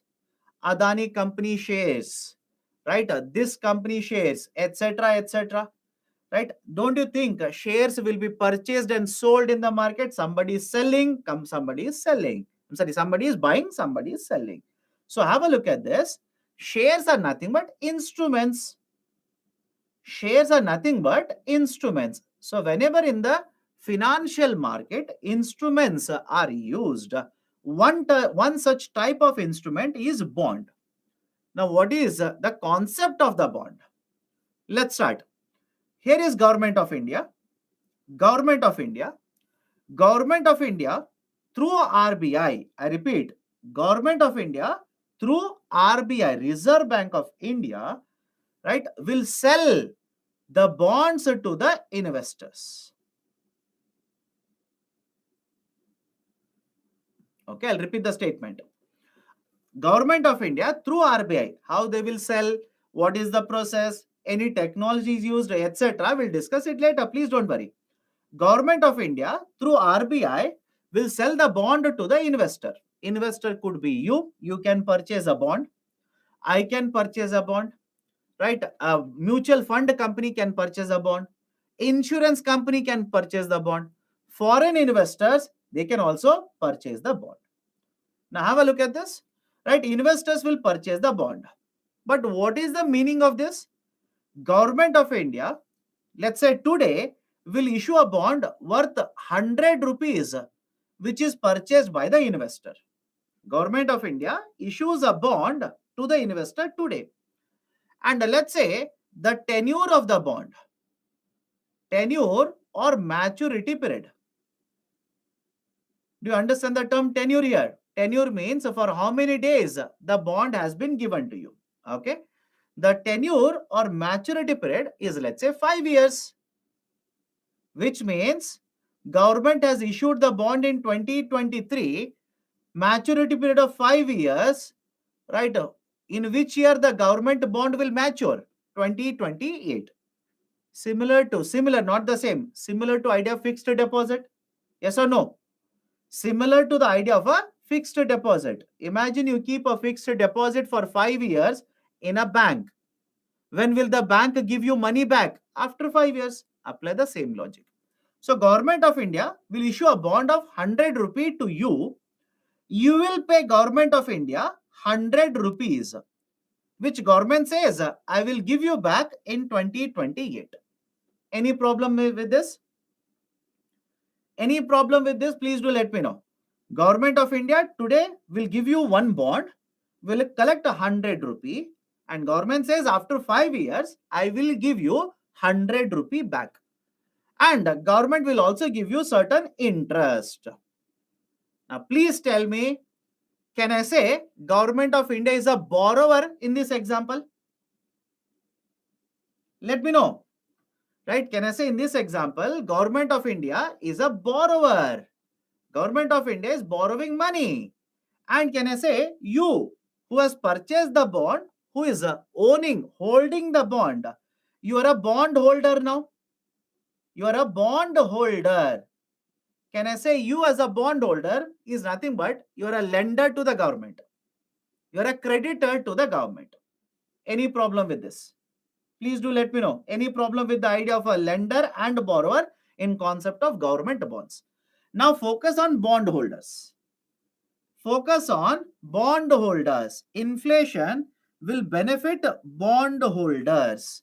Question is, should it benefit the borrowers or will it benefit the creditors or lenders in the market? Remember one statement. I'll explain it. Remember one statement. Whenever inflation is there in the economy, borrowers will benefit.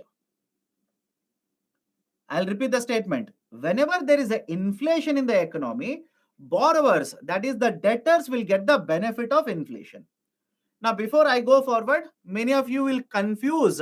Many of you will take something, add it here, start confusing. What is the point I'm trying to make here? Use the term benefit. What do you mean by benefit? Please understand. Benefit is utility. Right? Benefit is utility. For example, please tell me, I give the same example for every batch. All of you have got benefit through getting vaccinated. Yes or no? All of you get the benefit of getting vaccinated. Anybody in the classroom who says, sir, I got COVID vaccine, it is equivalent to profit. Let me know.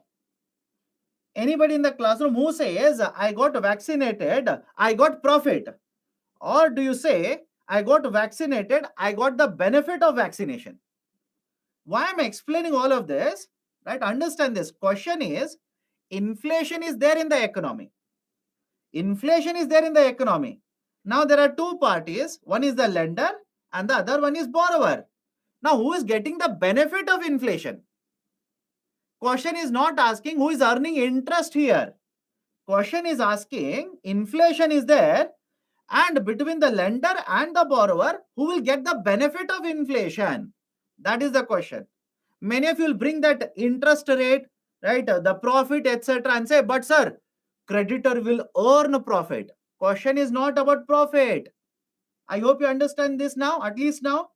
Question is not about profit. Question is who is getting the benefit of inflation. Now let me give you explanation. Imagine here is a, right, here is a person. Okay, here is a person, right? Let's say P1. P1 will give a loan of 100 rupee to P2, second person. And later P2 will give it back. Don't worry. But what if I say, right? What if I say, when P1 will provide a loan of 100 rupee, there was a basket of goods and services which was priced at 100 rupee. For purchasing basket of goods and services, price is 100 rupee. When P2 will return back the amount, when P2 will repay the amount, same price of basket of goods and services will become 120 rupees. Can I say there is inflation in the economy now? Can I say there is inflation in the economy? Now, please understand the point. Please understand the point. Please look at the example here. I said P1 will give 100 rupees to P2 and collect it back. But when P1 gave the amount of 100, that 100 rupee could have been used to purchase basket of goods and services. Now, after let's say 2 years, right, basically P2 will return the 100 rupee. Can P1 purchase the same set of goods and services using 100 rupee? Let me know. Can you purchase, if you are the lender, can you purchase the same set of goods and services using 100 rupee? Which means you gave money. Look at this statement.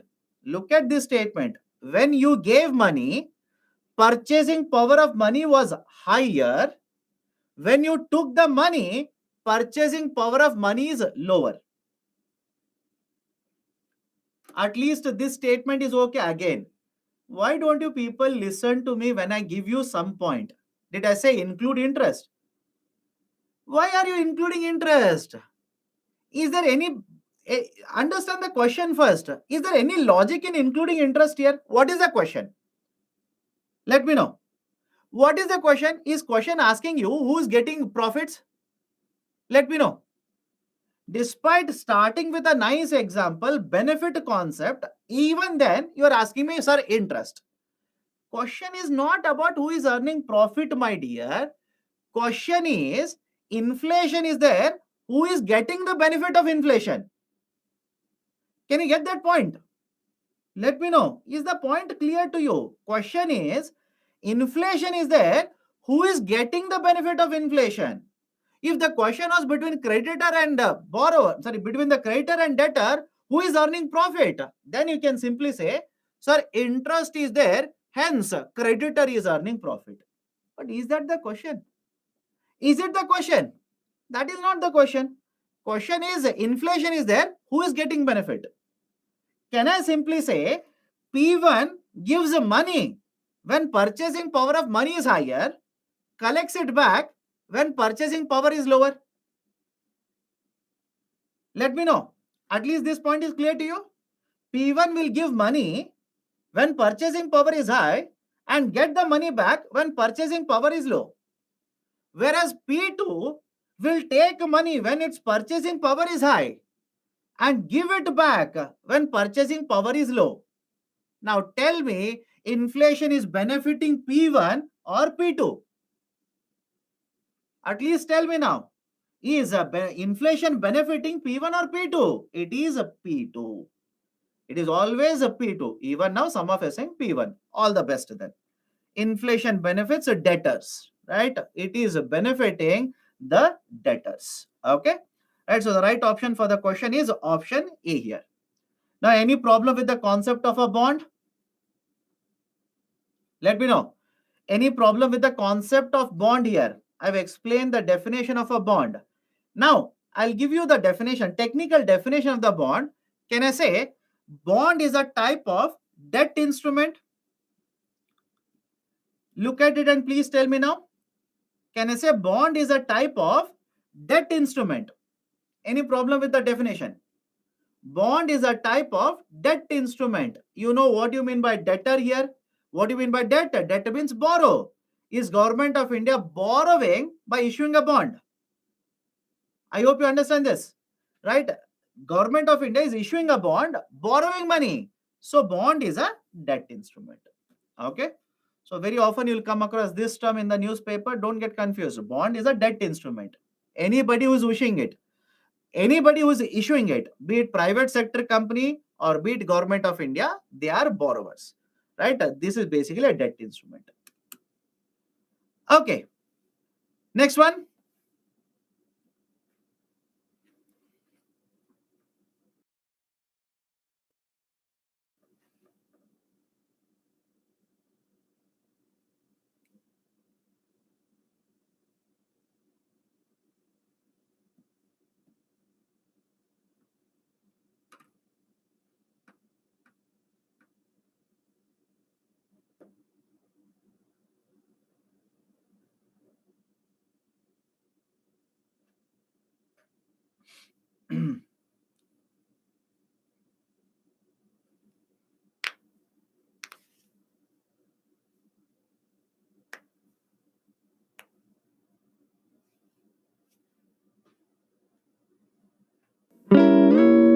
Okay, 64% have answered correctly. What is the problem? It should be higher. With reference to the economy, core inflation is considered to be a better indicator than headline inflation because core inflation excludes certain items that are subject to sudden and short-lived price movements. Is it correct? Let me know. Is it correct or not? Please do let me know. Core inflation excludes certain items that are subject to sudden and short-lived price movements. Volatility, right? Yesterday we have discussed all of this. Option or statement is correct. In fact, that is the answer. Let me eliminate the remaining one. Core inflation has a wider basket of items. Wider means more. Let me know. Compared to headline inflation, does core inflation has a narrow basket or a wider basket? Don't you think core has a narrow basket compared to, right, headline? So B is wrong. Headline inflation is used as a nominal anchor. Nominal anchor simply means, understand the term, nominal anchor means, right, any indicator that is used for policy making. Indicator that is used, right, for policy making, right? Indicator that will be used for policy making. Now, please tell me, RBI uses CPI for policy making or not? Let me know. RBI uses CPI for policy making. Can I say CPI is a nominal anchor now? Let me know. Can I say CPI is a nominal anchor? But please tell me, statement is correct. Understand this very carefully. Statement is correct. But please tell me, is the statement answer to the question? Let me know. Statement is correct. I'm not saying statement is wrong. CPI is a nominal anchor. CPI is used for making policies by RBI. But is it the answer to the question which is asked here? Question is why CPI is better than WPI? And your answer is it is nominal anchor. No. Right? Statement C, it is not the right answer to the question. I'm not saying statement is wrong. I'm saying it is not the right answer to the question. Core inflation includes certain items that are subject to sudden and short-lived price movements. Right? So D is wrong. Okay? Right? D is wrong. Okay? So that is basically the reason why I said option A is the correct one. Go to the next one.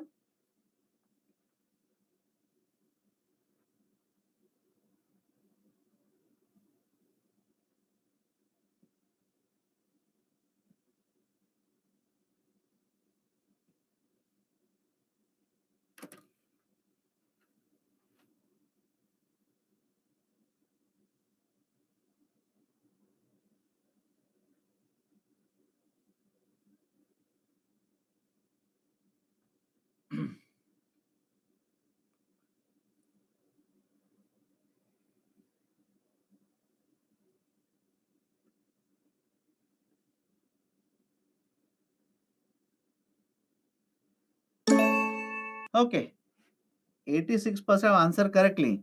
But I'll tell you, many of you, if you have looked at the question very carefully, you would answer it correctly. What many of you would have done is, you look at the option A, jump to a conclusion option A is correct without looking at other factors. Please look at the question completely before you rounding off whatever is the right option. Can I say A will lead to cost push inflation? B will lead to cost push inflation. C will also lead to cost push inflation. Can I say right option for the question will be option D? Let me know. Right? Can I say right option will be option D here? All of the above. So please read the questions completely, carefully before rounding off any of the options. Okay? Explain option B. Fluctuation in the production of food grain. My dear tomato. Two students are asking, right? Right. Explain option B. Did we not discuss tomato? Let me know. Did we not discuss tomato? Did we not discuss wheat? Did I not say because of a disruption in production, because of excess rainfall, because of lower rainfall? Arey Baba, everything we have discussed. It's not that you are listening to these terms for the first time. Right option is option D here. Okay. Now, descriptive question is given. Do you agree? What is ICAR? Not today. ICAR is basically incremental capital output ratio. We'll take it up when I take up planning. Question is, do you agree with the view that steady GDP growth and low inflation have left Indian economy in good shape? Give reasons in support of your argument. Now, please check. You might be using book A, B, C, D, E, whatever book you're using. Please tell me, do you think you will find this kind of a question in any of the books? Those students who will keep on telling me, sir, this is not there, that is not there, this is not given here, that is not given here. Simple question to all of you. Do you think this question will be given in the book? Or answer to this question, do you think will be given in the book? My dear, answer is no. Do not expect that UPSC will use from source only from the source that you are reading. Absolutely no. And that is the precise reason I keep on telling you to read newspapers. For example, think of it now. Think of it. I'll give you one question regarding inflation only. Regarding inflation, I'll give you one question. This is the question. Though Government of India has taken various measures to control inflation, these measures may not be very effective in achieving the objective. Is the statement okay with all of you? Though Government of India has taken, or let's say the Government of India has taken various measures to control inflation in recent times, these reforms may not be very effective. Right? And I'll write, in the light of this statement, discuss the measures as well as the concerns regarding the measures are taken by the government. Any problem with the question now? Any problem with the question? Please reply. Nobody is replying. Right? It's like you already have taken right the break. After this, we'll take the break. Any problem with the question? Now, use any of the books you want. Use any book. Do you think the book will give you answer to this question? Let me know. Do you think the book will give you the answer to this question? Absolutely no. Right? You cannot stand up in the examination hall and say, this is out of syllabus for me. I will not write answer to this. Right? You leave it. UPSC will say, you don't know the answer, leave it. You are going to lose out. Now, if you have read the current affairs, can you write the answer to this? Let me know. If you have read the current affairs correctly, can you write the answer to this? For example, can you mention what kind of reforms the government of India has taken in the last 1 year to control inflation? For example, sir, how can we write answer to these kind of questions? Let me know, right? This is the advice to you. Read these articles today, right, or tomorrow, and tell me on Monday, will you be able to write answer to the question that I've given? Imagine you have read this article, you have read this article, you have read this plus this, right? You have read all these articles, and then you read this article. Then you tell me, will you be able to write answer to these kind of questions asked by UPSC? Right? Then you tell me, trust me, you read it, and then you tell me, sir, yes, sir, we were able to find out what measures government of India has taken, and the problem with such measures, and what should be the way forward. That is basically a 250 word answer for you. Right? Read these 5 to 6 articles and then tell me whether you are able to write the answer to such questions. Okay? Now, some of you are asking, sir, repeat the question. I'll repeat the question. Government in recent times has undertaken various measures to control inflation. Right? Inflation. These measures may not be so effective in controlling the inflation. This is a statement. Then, right, he will write the question. In light of the above statement, discuss the reforms undertaken and the concern or the limitation related to these measures. This is the question, right? So try it. You will only understand. Try it once, so then you will understand how to write answer to these kind of questions. Where do I find these articles, my dear? Download the PPT. You will get the articles in the PPT itself, right? I've attached in the PPT. You can use it. Now, what is the answer to this question? The GDP growth rate as well as inflation rate in case of India in recent times, let's say in the last 5 years, have remained steady. Again, please understand, some of you will say, but sir, last year inflation rate was very high. But please understand, I've given the answer to this question as well. In the last 1.5 year, don't you think the inflation rate that has happened in case of India is because of more of, right, the factors which are beyond our control? Let me know. Right, I'll repeat the statement. No doubt in the last 1.5 year to 2 year, inflation rate has remained at an elevated level. But is it not because of certain factors which are beyond our control, which are beyond many of the times, which are beyond the control of RBI, and more importantly, beyond the control of government of India? Right, that is the reason why in the last 2 years, inflation rate has remained elevated. Now, with the steady GDP growth rate, generally, what is the argument? The GDP, right, increases, employment is increasing, right? The production, supply, investment is increasing, and rising GDP will also help us in reducing poverty. Low inflation rate will also ensure that people's purchasing power will not fall down drastically. Even with moderate rate of inflation, people will continue to consume more and more goods and services. Right? Are you okay with this statement? If inflation rate is 4%, do you think it will take away large part of your consumption power? Think of this. If inflation rate is around 4%, which is acceptable in India, do you think people will reduce their consumption? It will take away your consumption power? No. Marginal rise in the price, it is acceptable to us. It is acceptable because you are earning more income. But when inflation will hit 10%, 20%, 25%. Definitely, yes, that is a cause of concern for us. So whenever there is a low inflation rate, right, it will not take away a lot of purchasing power of the consumers, which means people will continue to consume more and more goods and services in the economy. Having said so, we have proved that. In fact, if you want to write the data, please write the data. For example, between 2016 to 2021, if you remember, please tell me what was the average rate of inflation. Let me check. Between 2016 to 2021, what was the average inflation rate in India? 3.47%. 3.47%. Yesterday's data, yesterday it is there in the slide, please check it. 3.47%, which is a very moderate rate of inflation. Okay. So you can throw certain data like this. As per RBI survey, it is 3.47%. They will accept it. So having said so, there are certain issues in India. GDP is increasing, moderate inflation is there, but there are certain issues, right? Why you will have to write certain issues? Question is, do you think Indian economy is in good shape? Do you think Indian economy is in good shape despite having very good growth rate as well as moderate rate of inflation? So you will have to say what are the issues which are there in Indian economy right now.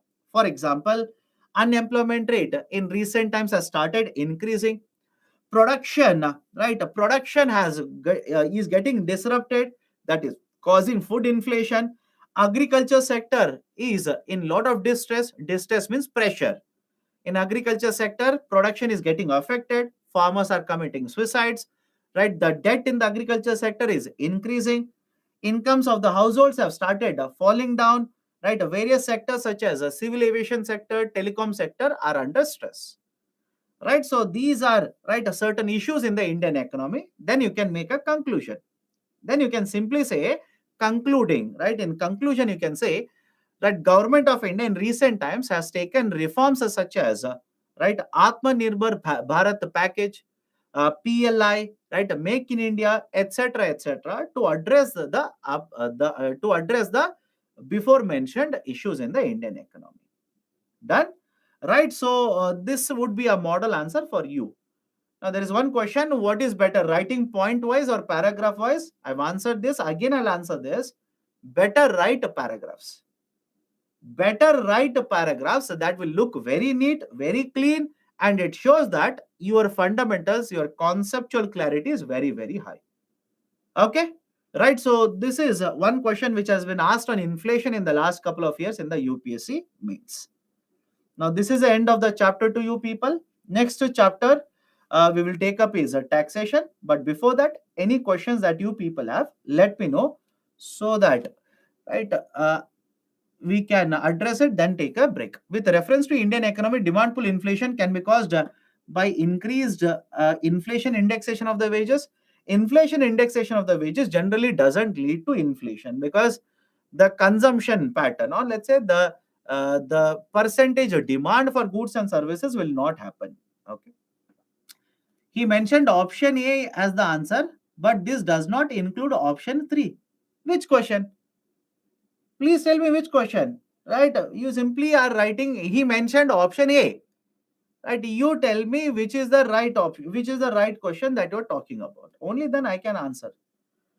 Didn't get your last statement. WP is used in place of deflator. I did not say in place of deflator. I said as a deflator because we are calculating GDP deflator once every 3 months, right?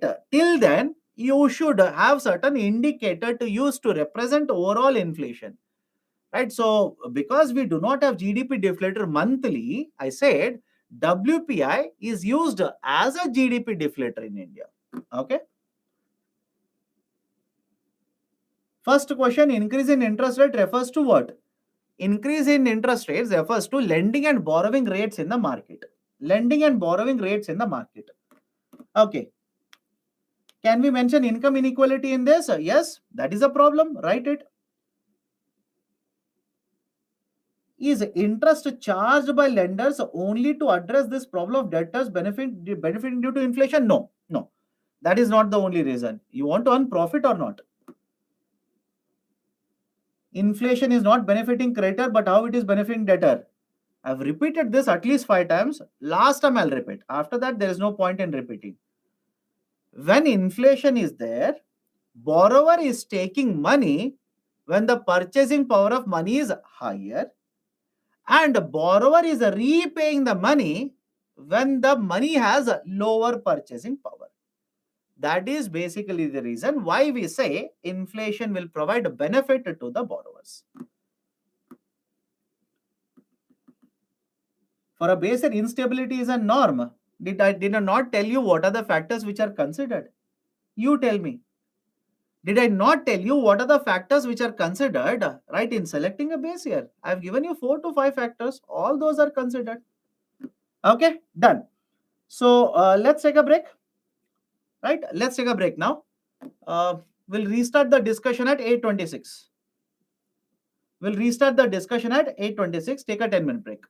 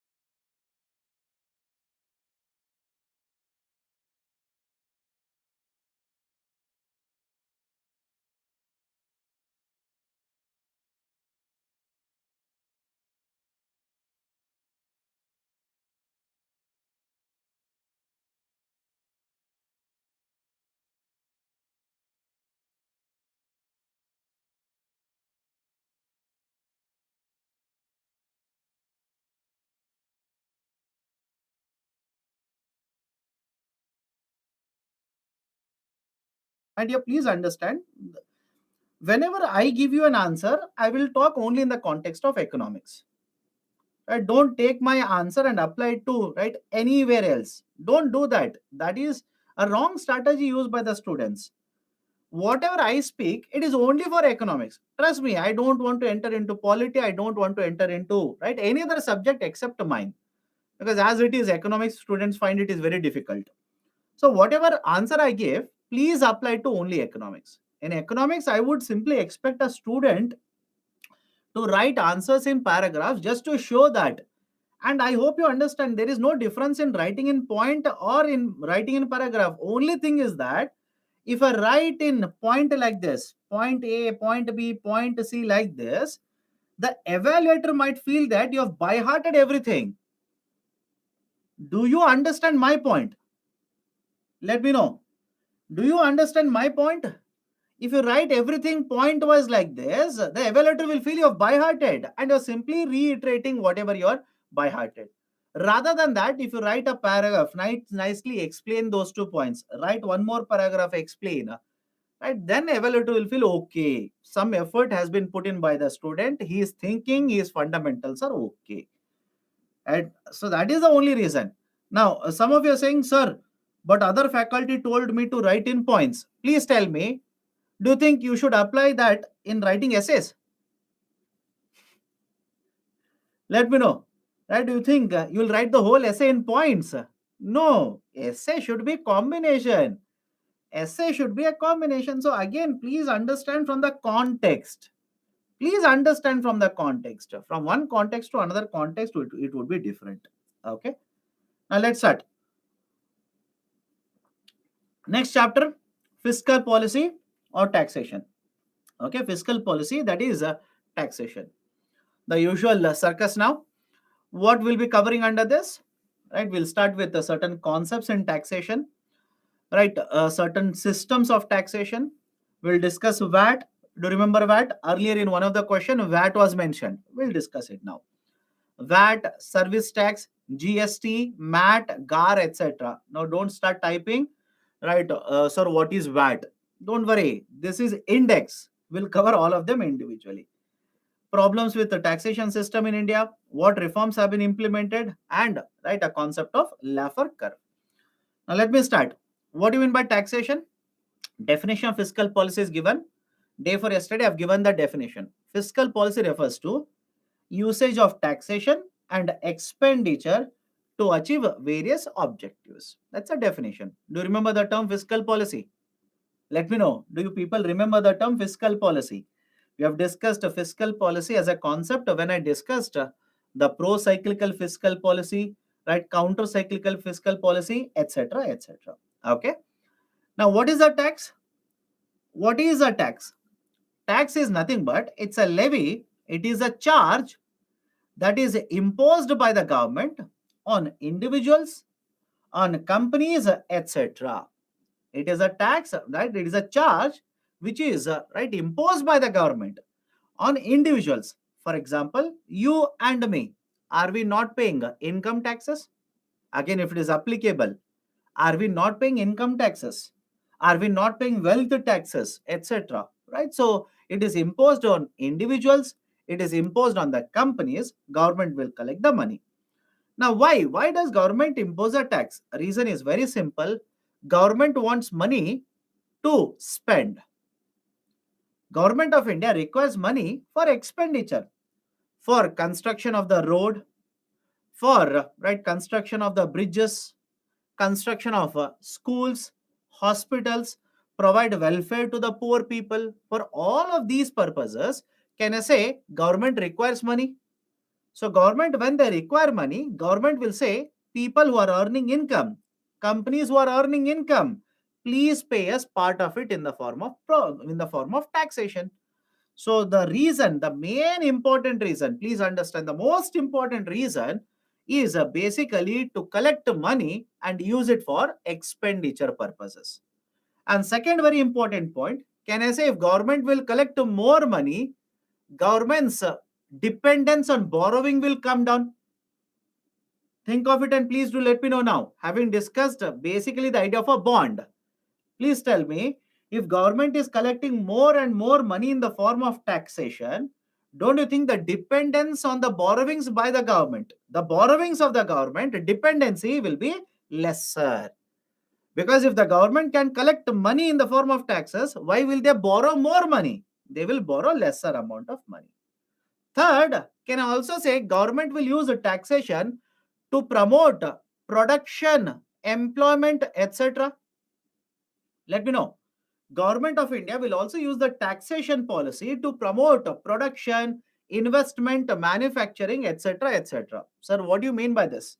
Have you heard of a policy by the name of right Startup India? Let me know.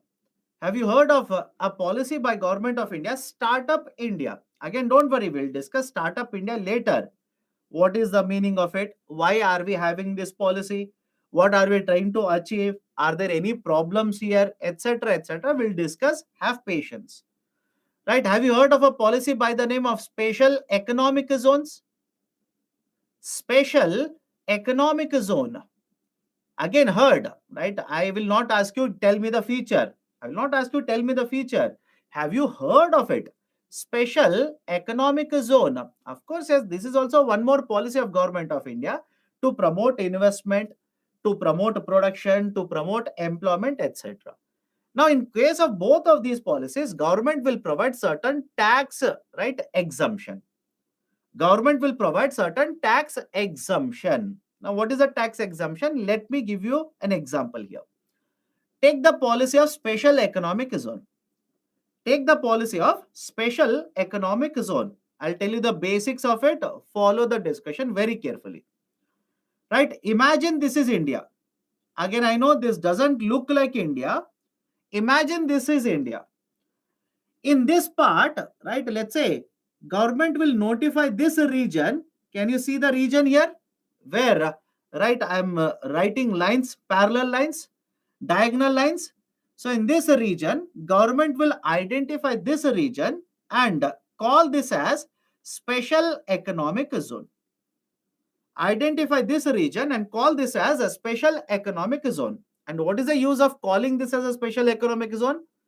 If you are manufacturing in this region, I repeat, if you are manufacturing in this region, government will not collect any type of taxes on your profits for 5 years. I'll repeat the statement. If you are manufacturing in this region, government says whatever profits you earn, right, out of these profits for 5 years, I will not collect any taxes from you. Now tell me, if this is a policy, can I say government is promoting investment in this region? Yes or no? Government is promoting employment, government is promoting investment, etc. Right? So that is the basic argument. That is the basic argument. So taxation can be used for achieving these also. And finally, is it okay if I say taxation is also used by the government to reduce income inequality? Let me know. Taxation policy is also used by the government to reduce income inequality. How? Let me give a very simple example. Imagine person A is there.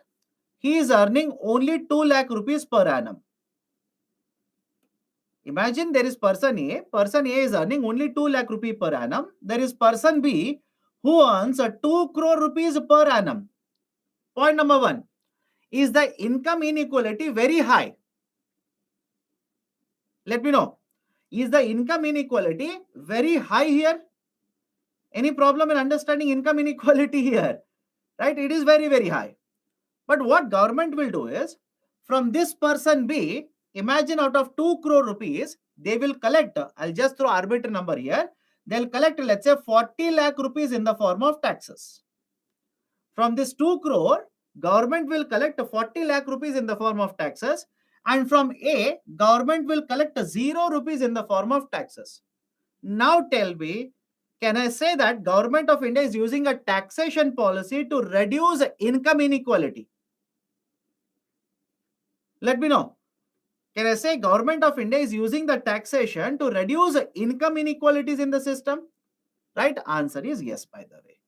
Right? So these are some of the reasons why government will impose and collect taxes from the economy. Now there is a term called as a tax base. There is a term called as tax base. Now what do you mean by tax base? Please by heart this. Tax base refers to the object on which government is going to impose the tax. Simple. What do you mean by the tax base? Tax base simply refers to the object on which government will impose the tax and collect the tax. Now please tell me, if government will impose taxes on income, can I say income is a part of the tax base? Any problem here? Government will impose income taxes. Income tax is imposed on what? Income only. Right? So on income, because it is imposing, can I say income is a part of the tax base? Right? What about, let's say, gold? You will purchase gold, you will sell gold. Government will impose tax on gold? Yes or no? Is there anyone who says, sir, no tax on gold? You will purchase the gold, you will sell the gold. Will government impose a tax on, right, these prices? Of course, yes, government will impose the tax. When you purchase gold, government will impose GST.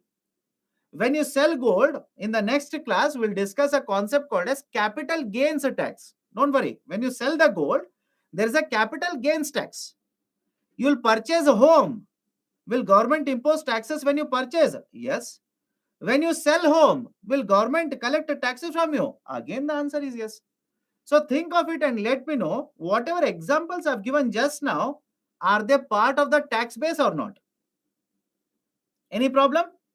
Are they part and parcel of tax base or not? Can I go forward now? Why I've written this term tax base here, right? Because very often you will come across this term, right? Tax base, you will come across this very often. Okay, can we go forward now? What is the difference between wealth and asset? Please understand, there are also taxes whenever you inherit wealth.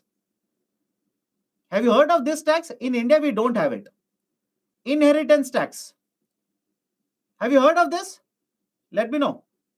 Have you heard of it? Inheritance tax. What do you mean by inheritance? Inheritance simply means that basically my parents will have lot of money, lot of assets. And when they pass away, who will inheritance all of this money? Let me know who will inheritance this right money. Inheritance means who will get this money? I will inherit it. So government will impose a tax on the inheritance and collect the tax. In India, we do not have it. Inheritance tax is not there, but in USA, this is very, very famous. Right? So wealth, whenever they are transferred like this, the taxes can be imposed. Okay? Done? Now let me start with the types of taxation systems. Types of taxation systems. Now let's start. One is called as a direct tax. Second one is indirect tax. I'll start with example. You will have to tell me what is a direct and what is a indirect. Let me start with example. Imagine you are working as a software engineer. You are working as a software engineer. You will earn income. Anybody who is here who says, sir, I'm working as an engineer, but there is no income for me, please do let me know. So you are working as a software engineer, you will earn income. Government of India will impose tax on you. Government will impose a tax on you and you pay tax to the government. You pay tax to the government. This is example 1. Example 2. Here is a shopkeeper, right? Let's say, or here is, let's say, McDonald's. I'm pretty sure all of you heard of the company's name, McDonald's. Here is a McDonald's, right, burger joint. Government will impose a tax on the McDonald's. I repeat, government will impose the tax on this company. You will go to this, right, shop. You will purchase the burger. You will buy burger. But please understand now, government, imagine if they have imposed a tax on this company, they will collect this tax from you when you purchase the product, give it to the government. Any difficulty in example 1 and example 2? I'm giving you real life examples. Day to day, what you are coming across. Right? In first case, you are earning income. Government will impose tax on you, collect it from you. In second example, right, government imposes taxes on seller. But the seller will collect the tax from you, give it to government. Now tell me, can I directly say, first one is the example of direct taxes, second one is example of indirect taxes? Any difficulty in understanding this? First one is an example of a direct tax, second one is an example of an indirect tax. What is the meaning here? How do you define it? In direct taxes, there is no transfer of tax liability. I'll repeat the statement. In direct taxes, there is no transfer of tax liability. What is the meaning of it? If you are earning income, government will impose and collect a tax from you. You cannot transfer the tax burden to someone else. But in the second case, if I am owning the McDonald's, think of it. If I am owning the McDonald's, government is imposing GST on me. But don't you think when you purchase the product, I'm transferring that tax burden to you? Any problem here? Let me know. In the second example, government is imposing GST on me. But am I paying that GST from my pocket? No. I'm transferring the burden to you. I will collect the money from you and I will give it to the government. Right? So indirect taxes, the tax liability, tax burden can be transferred. Whereas direct taxes, a burden cannot be transferred. The one who owns the asset, the one who earns income, who earns profit will end up paying taxes to Government of India. Right? So best example for this is income tax for all of us. Correct or not? Income tax for all of us. Corporate taxes. What is the meaning of corporate taxes? Companies will earn income in the form of profit. Any problem with this? I'm talking about companies, right? Let's say Tata Company. Tata Company, what is the income for Tata Company? Profits is the income. So from the profit, government will collect the taxes, which is called as the corporate tax on companies. What about property taxes?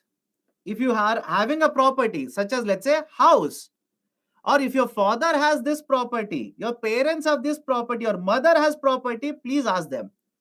Annually, they are supposed to pay certain property taxes to municipalities. Can they transfer the tax burden to someone else? No, they will have to pay, right? Because they own the property, they will have to pay the taxes.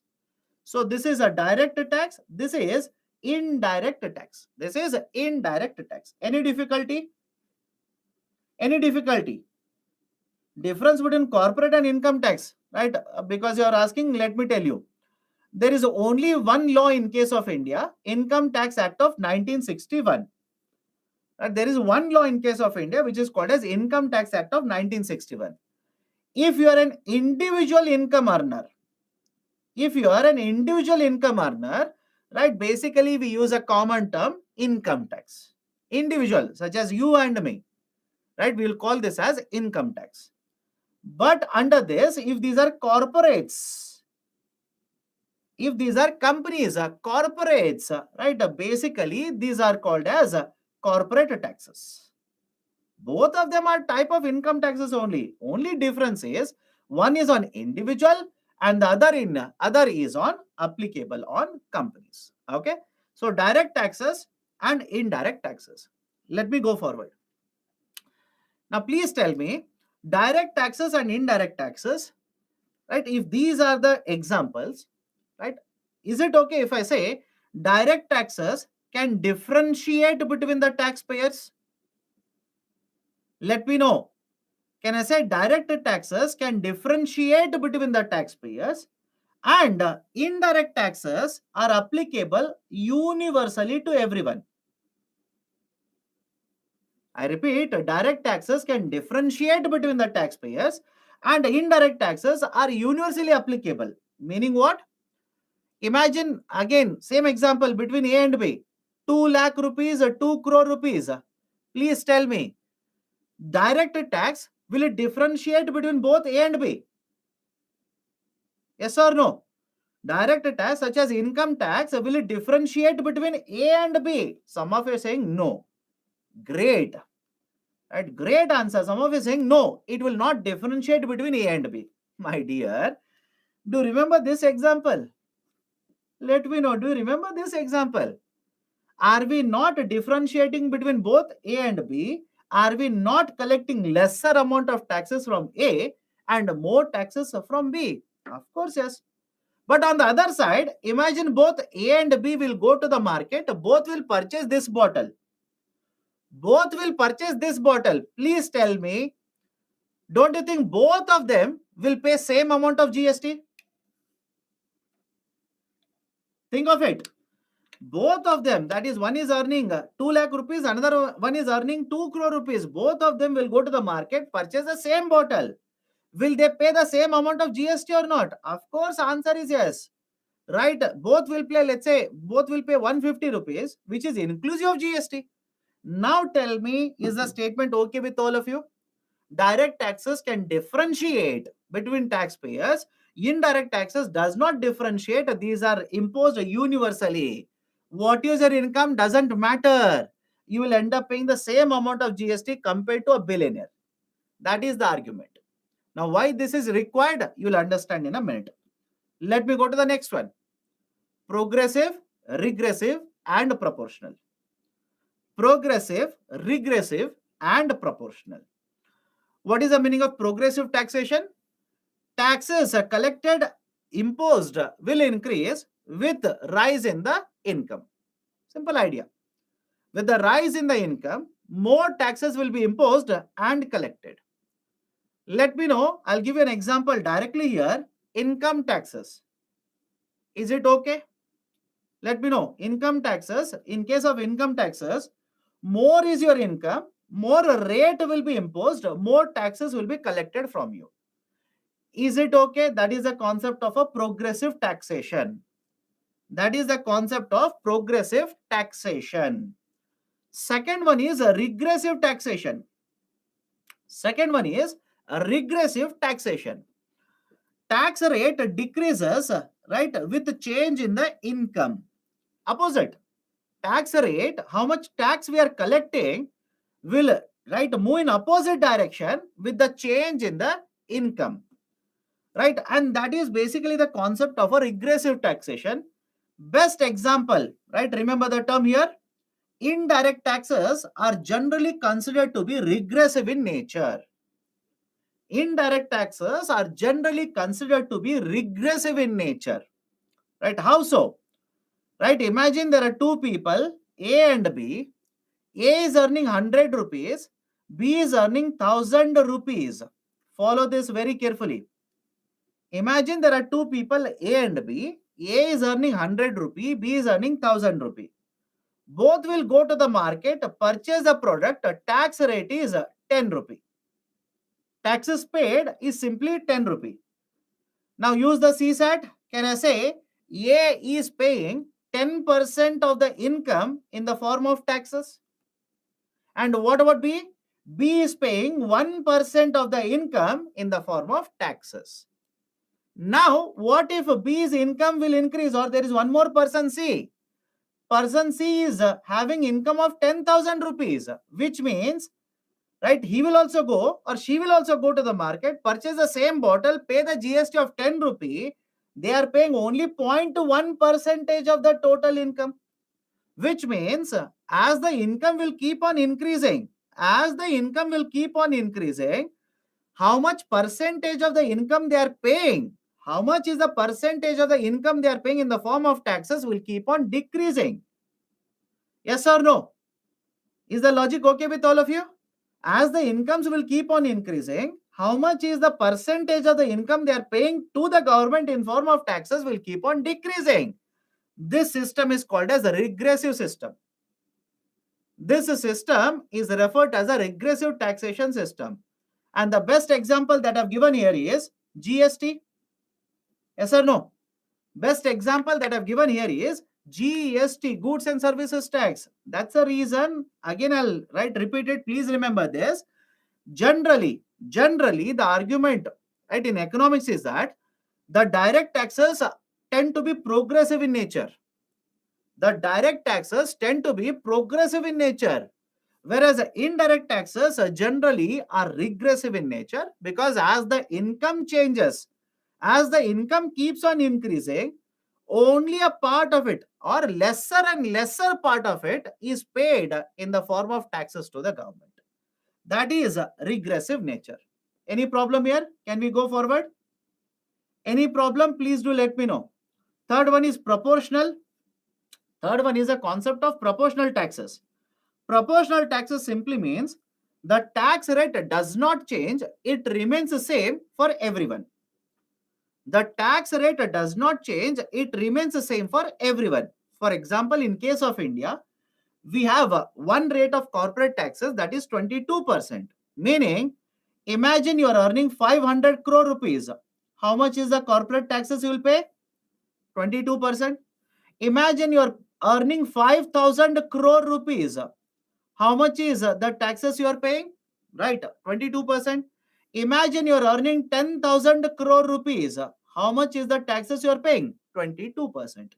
So irrespective of the income, the tax rate will remain same, constant, right? That is basically the proportional taxation. The best example for this is a corporate tax rate of 22% that we have today. Can we go forward? Can we go forward? Again, do not complicate it. Please do not complicate it. You can check hundreds of books. They will not discuss in detail regarding this. I can discuss. I can go to the optional level. I can discuss. Trust me, I can discuss at optional level. But I don't want to discuss at optional level. Why? Many of you look at regressive and progressive and say both are one and same. Both are not one and the same. Both are never one and the same. Why? I'll tell you. There is a concept called as a marginal rate of taxation. This is the reason I generally don't enter into optional levels. Right? Many of you will say both are one and the same. Now I'll give you two terms. Please check any book that you are referring to. Sir, I'm referring to book X, book Y, book Z, etc., etc. Refer to any book. None of the books will give you all of this because this is optional level. One is called as a marginal level or marginal rate of taxation, and the second one is called as average rate of taxation. One is called as a marginal rate of taxation, second one is called as average rate of taxation. Now, what do you mean by marginal? Marginal simply means if your income will increase by 100 rupee, how much extra taxes you are paying. I'll repeat it. If your income increases by 100 rupee, how much is the percentage of tax you are paying? Whereas average rate of taxation, average means total taxes paid and total income that you have earned. Now please look at it and tell me, can I say in proportional taxes, marginal rate as well as average rate both will remain same? I'll repeat the statement again. Marginal means if your income increases by 100 rupees, how much is the extra tax you are paying? Right? 100 rupee, 1 rupee doesn't matter. How much extra tax you are paying? At what rate? Whereas average rate means how much is your total taxes that you have paid and total income. Now look at it and please tell me, in proportional taxation, can I say marginal rate as well as average rate both will remain same? Let me know. Does it make sense to you or not? Right? And apply the same logic. Array, is it okay? In proportional taxes, marginal and average will always remain same. It will not remain same. Array Baba, you tell me why it will not remain same. If you have a doubt, calculate at 500, calculate 5,000, calculate at 10,000 rupees or 10,000 crore rupees, increase by 100 crore, then calculate and tell me, will it make any difference? It will not make any difference. It will always remain same. That's the reason I'm asking you, focus on your CSAT. Some of you people's CSAT is very, very weak. Right? Focus on it. But on other side, regressive. Right? In case of regressive, you tell me, do you think marginal and average will remain same? Think of it, in case of regressive, marginal and average will remain same. No, it will not remain same. Again, all these are related to optional papers. Right? All of these are related to optional papers. You don't have to be worried for GS paper 3. Simply remember this concept, more than sufficient. So I'll repeat it again. If you are not able to calculate how marginal is different, average rate is different, don't worry, UPSC is not going to ask this. Don't worry, UPSC is not going to ask this because this is optional level, not related to the GS paper 3. Progressive, as your income increases, you'll also pay more rates. Right? Regressive, your income goes up, right? Rates will come down. Proportional, whatever your income is, rate will remain same. Rate will remain same. That is proportional. Okay? Direct taxes are progressive. Indirect taxes are regressive. And best example for proportional is corporate tax at 22%. Okay? Done? Right? So this is one type of taxation system. Now please tell me, if you're collecting total 100 rupee tax, think of it and answer to me. If you're collecting 100 rupee tax, is it okay if I say more of this should be from direct taxes? Anybody has a problem with this? I'll repeat the statement. If the government will collect, let's say, totally 100 rupee tax, more of this should be from direct taxes. And the lesser, comparatively lesser, should be from indirect taxes. All of you understand why? Please do let me know. All of you understand why now, at least now. Reason is simple. Direct taxes, we can target people. We can target income earners. We can target companies and collect. Indirect taxes, we cannot target anyone. Everybody will end up paying indirect taxes. Rich person, poor person, middle class household, everybody will pay same amount of indirect taxes. So the argument is, in case of direct taxes, you can target people and you can collect the taxes. Whereas indirect taxes, you cannot do that. But what if out of 100 rupee, 90 rupees indirect taxes and 10 rupees direct taxes? Let me know. Out of 100 rupee, 90 rupees indirect taxes and 10 rupees direct taxes. Don't you think that structure is regressive in nature? Let me know. If most of your taxes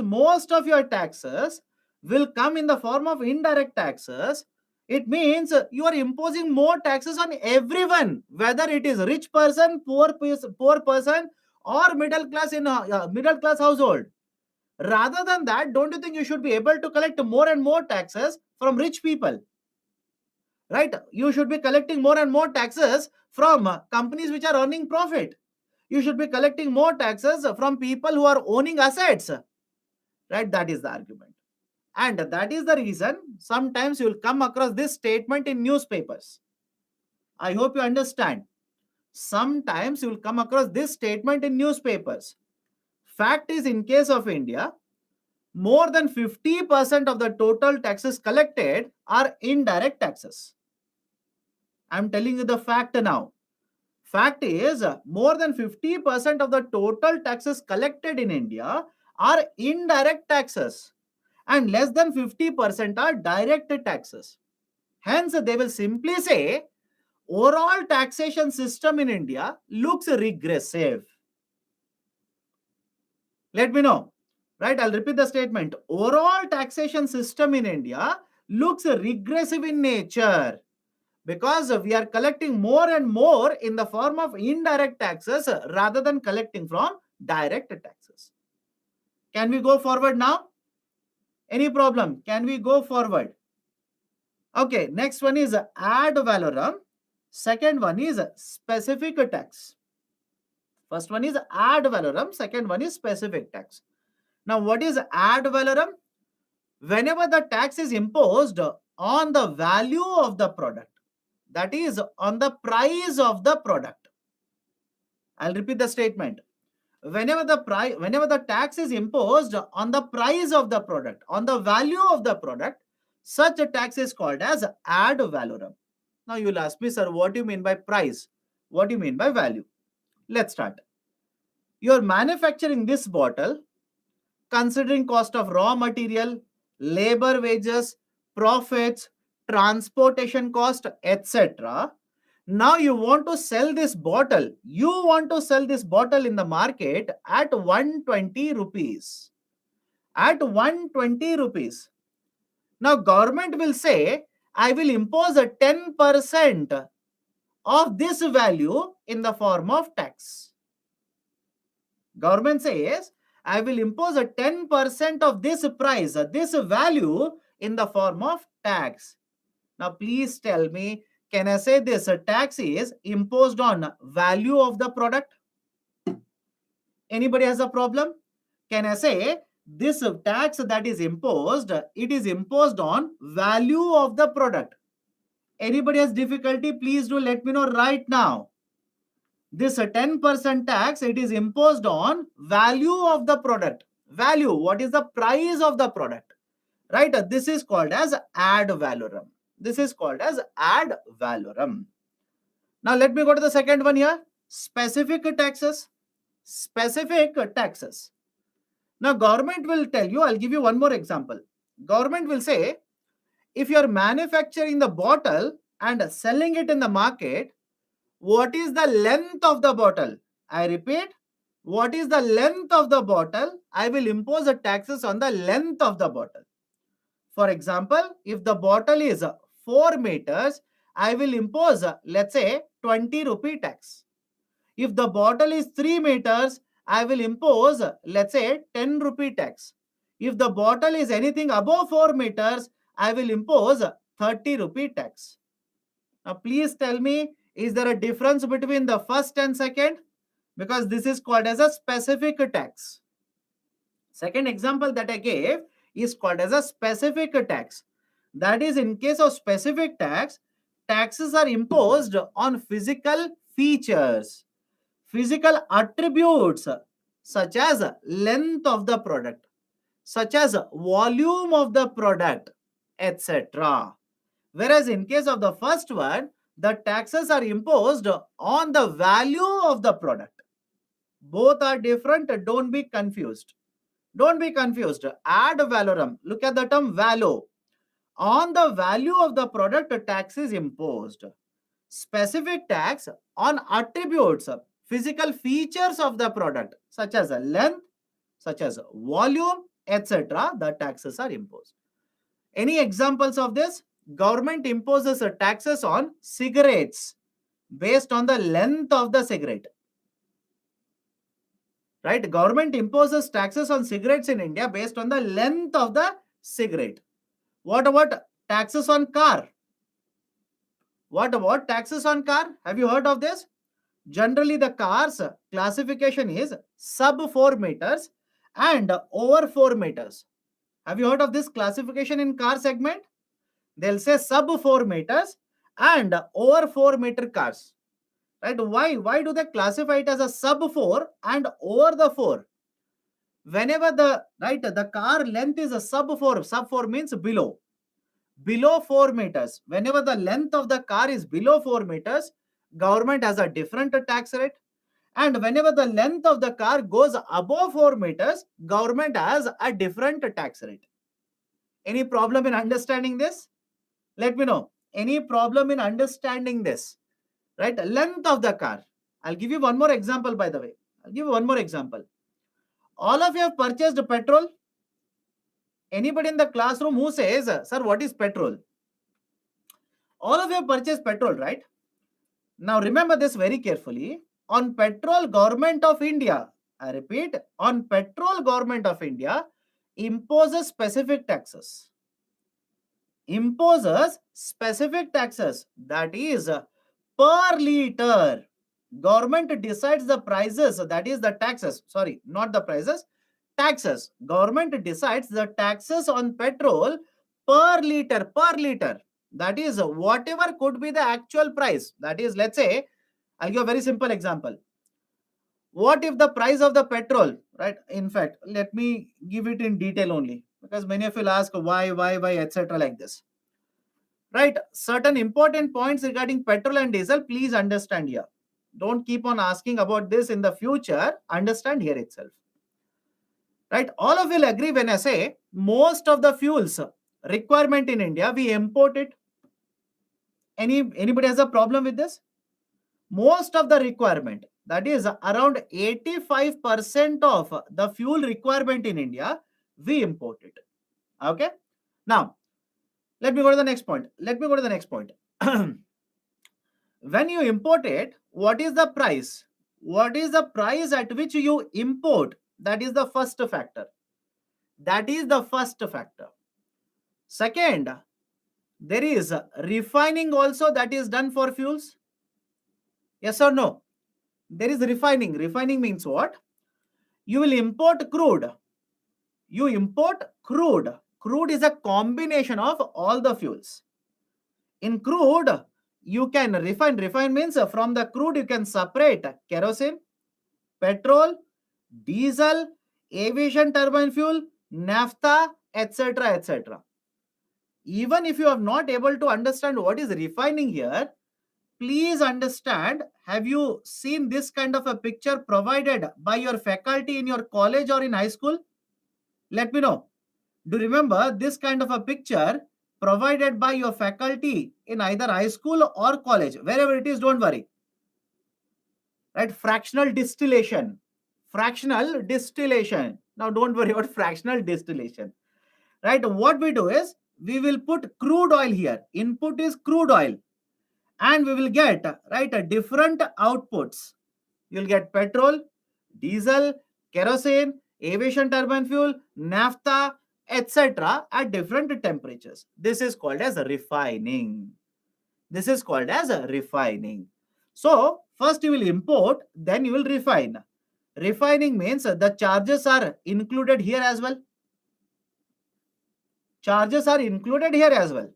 Now the petrol and diesel, will reach the petrol pump, right? I'll call this petrol pump as a dealer. Now, don't you think a dealer will also collect a certain profit from you when you purchase petrol? Dealer margin. Now, apart from this, please understand, state government will impose the taxes here. Central government will also impose taxes on petrol and diesel. Simple idea. State government will impose the taxes here, as well as the central government also imposes taxes on petrol and diesel sales. But what is the basic difference here? Central government will decide the prices per liter. Simple. Per liter. That is, whatever could be the price, central government will simply impose and collect, let's say hypothetically, 10 rupee tax. हाँ हाँ कल छुट्टी है. Okay. Okay, am I visible? Am I visible? Can we go forward now? Central government will impose and collect taxes per liter. Now, before I go forward, one very important announcement. Right? One very important announcement. Those who are weekend batch students, if you're planning to attend weekend batch, tomorrow there is no class. Tomorrow it's a holiday. Tomorrow there is no class. As usual, Sunday 10 a.m. class will be there. Weekend batch. Anybody has a doubt here? Let me know. Anybody has a doubt in the announcement? Okay. Right. Tomorrow is a holiday. Sunday, as usual, 10 a.m. it will start. Okay. It will start 10 a.m. as usual. By the way, my class only is there. Even on weekend, I'm only handling economics. Now come back here. Central government will impose the taxes per liter. Simple, per liter. That is basically whatever could be the prices here, doesn't matter. On the value of petrol, government will not impose. Per liter, the government will impose the tax.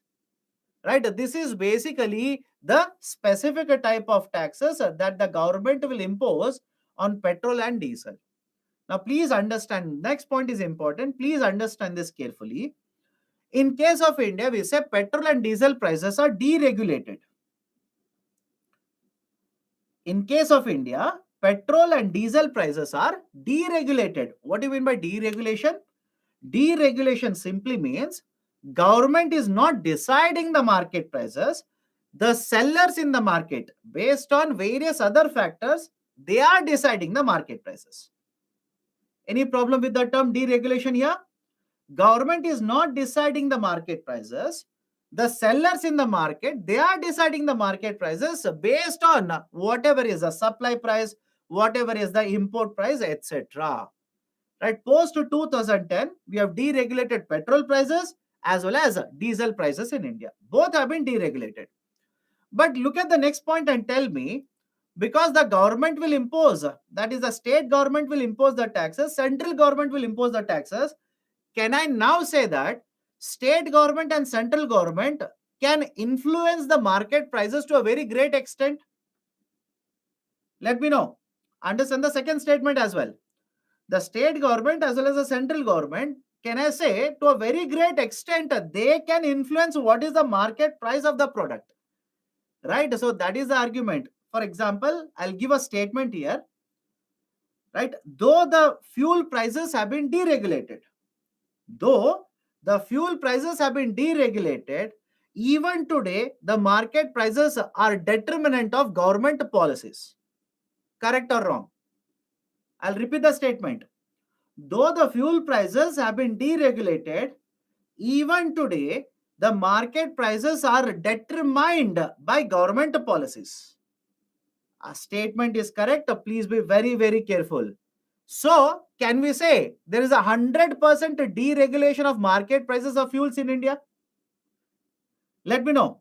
Can I say there is 100% complete deregulation of market prices of fuels in India? Answer is no. 100% you cannot have it. Why? Central government, state government. By the way, both are involved. I'm not saying only one government. By the way, both are involved. Both the center as well as state, through their taxation policies, they can increase their taxes, decrease the taxes, and ensure how the market prices will change. And that is the precise reason very often, let me know whether you come across these statements in the newspapers. Very often, one criticism will be that though the international crude oil prices have fallen down, the market prices in India have not fallen down by a larger percentage. Yes or no?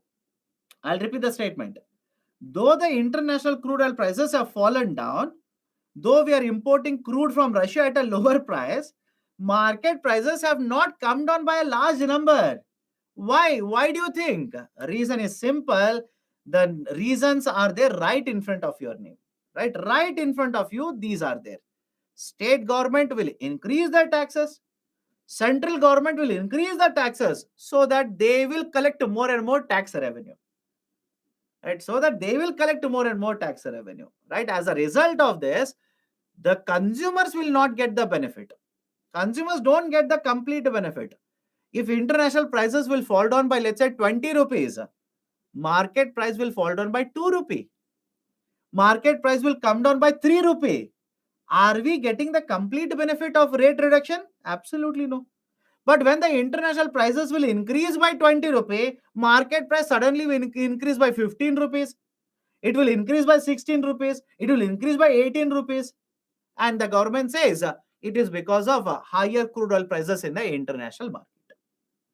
Right? So basically, this is how, right, you can connect to what you are discussing in the classroom with current affairs. And before you jump to conclusion, I'm not criticizing one government here. Both the states as well as central government, both are involved. And it is not just the current government. Every government has done this. Every government has done the same way. Okay? Done? Can we go forward now? Can we go forward? Any issue with this? The ad valorem as well as specific taxes.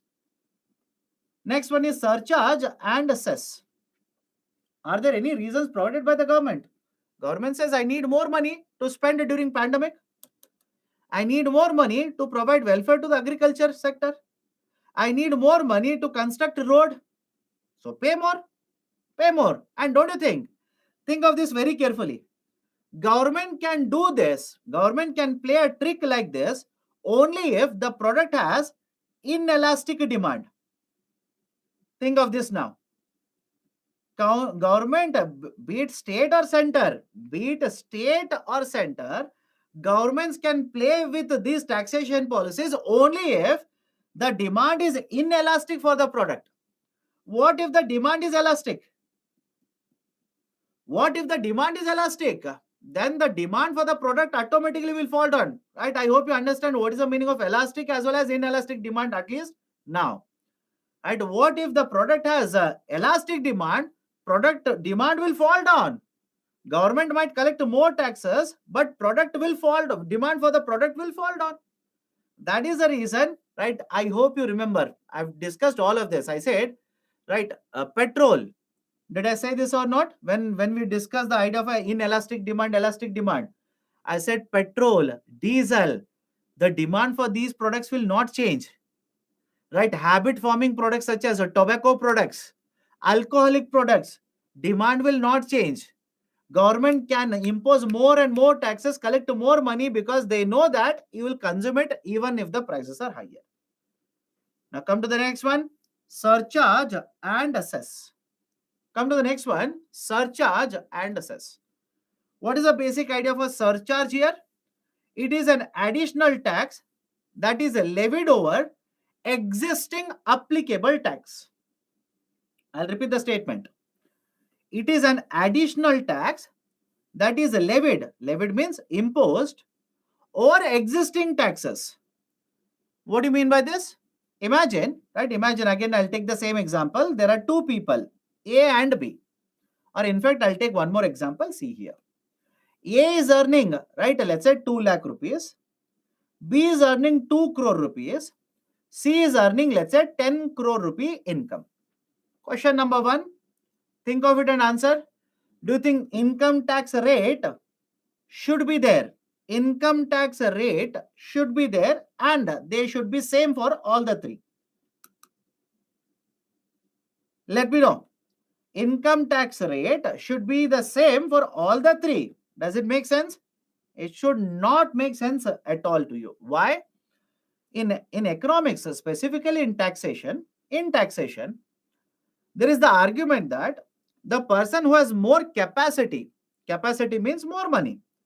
The person, right, who has more capacity to pay taxes, more taxes should be imposed and collected from him. Any problem with this argument? Please do let me know. The person who has more capacity to pay, more taxes should be imposed and collected. Now, government will not collect any taxes from A, will collect a certain amount of taxes from B and C. And let's say hypothetically,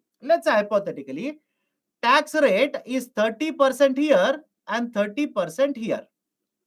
Even now, compare B and C. Even now, compare between B and C. Don't you think C has more capacity to pay more taxes? Let me know. Even now, C has more capacity to pay more taxes. So government says highest rate of taxation is 30%. Highest rate is 30%. But because C has more income now, in addition to the applicable taxes, existing taxes, I will collect more taxes from the person. That is surcharge. Is the logic okay with all of you? Let me know. Is the logic okay with all of you?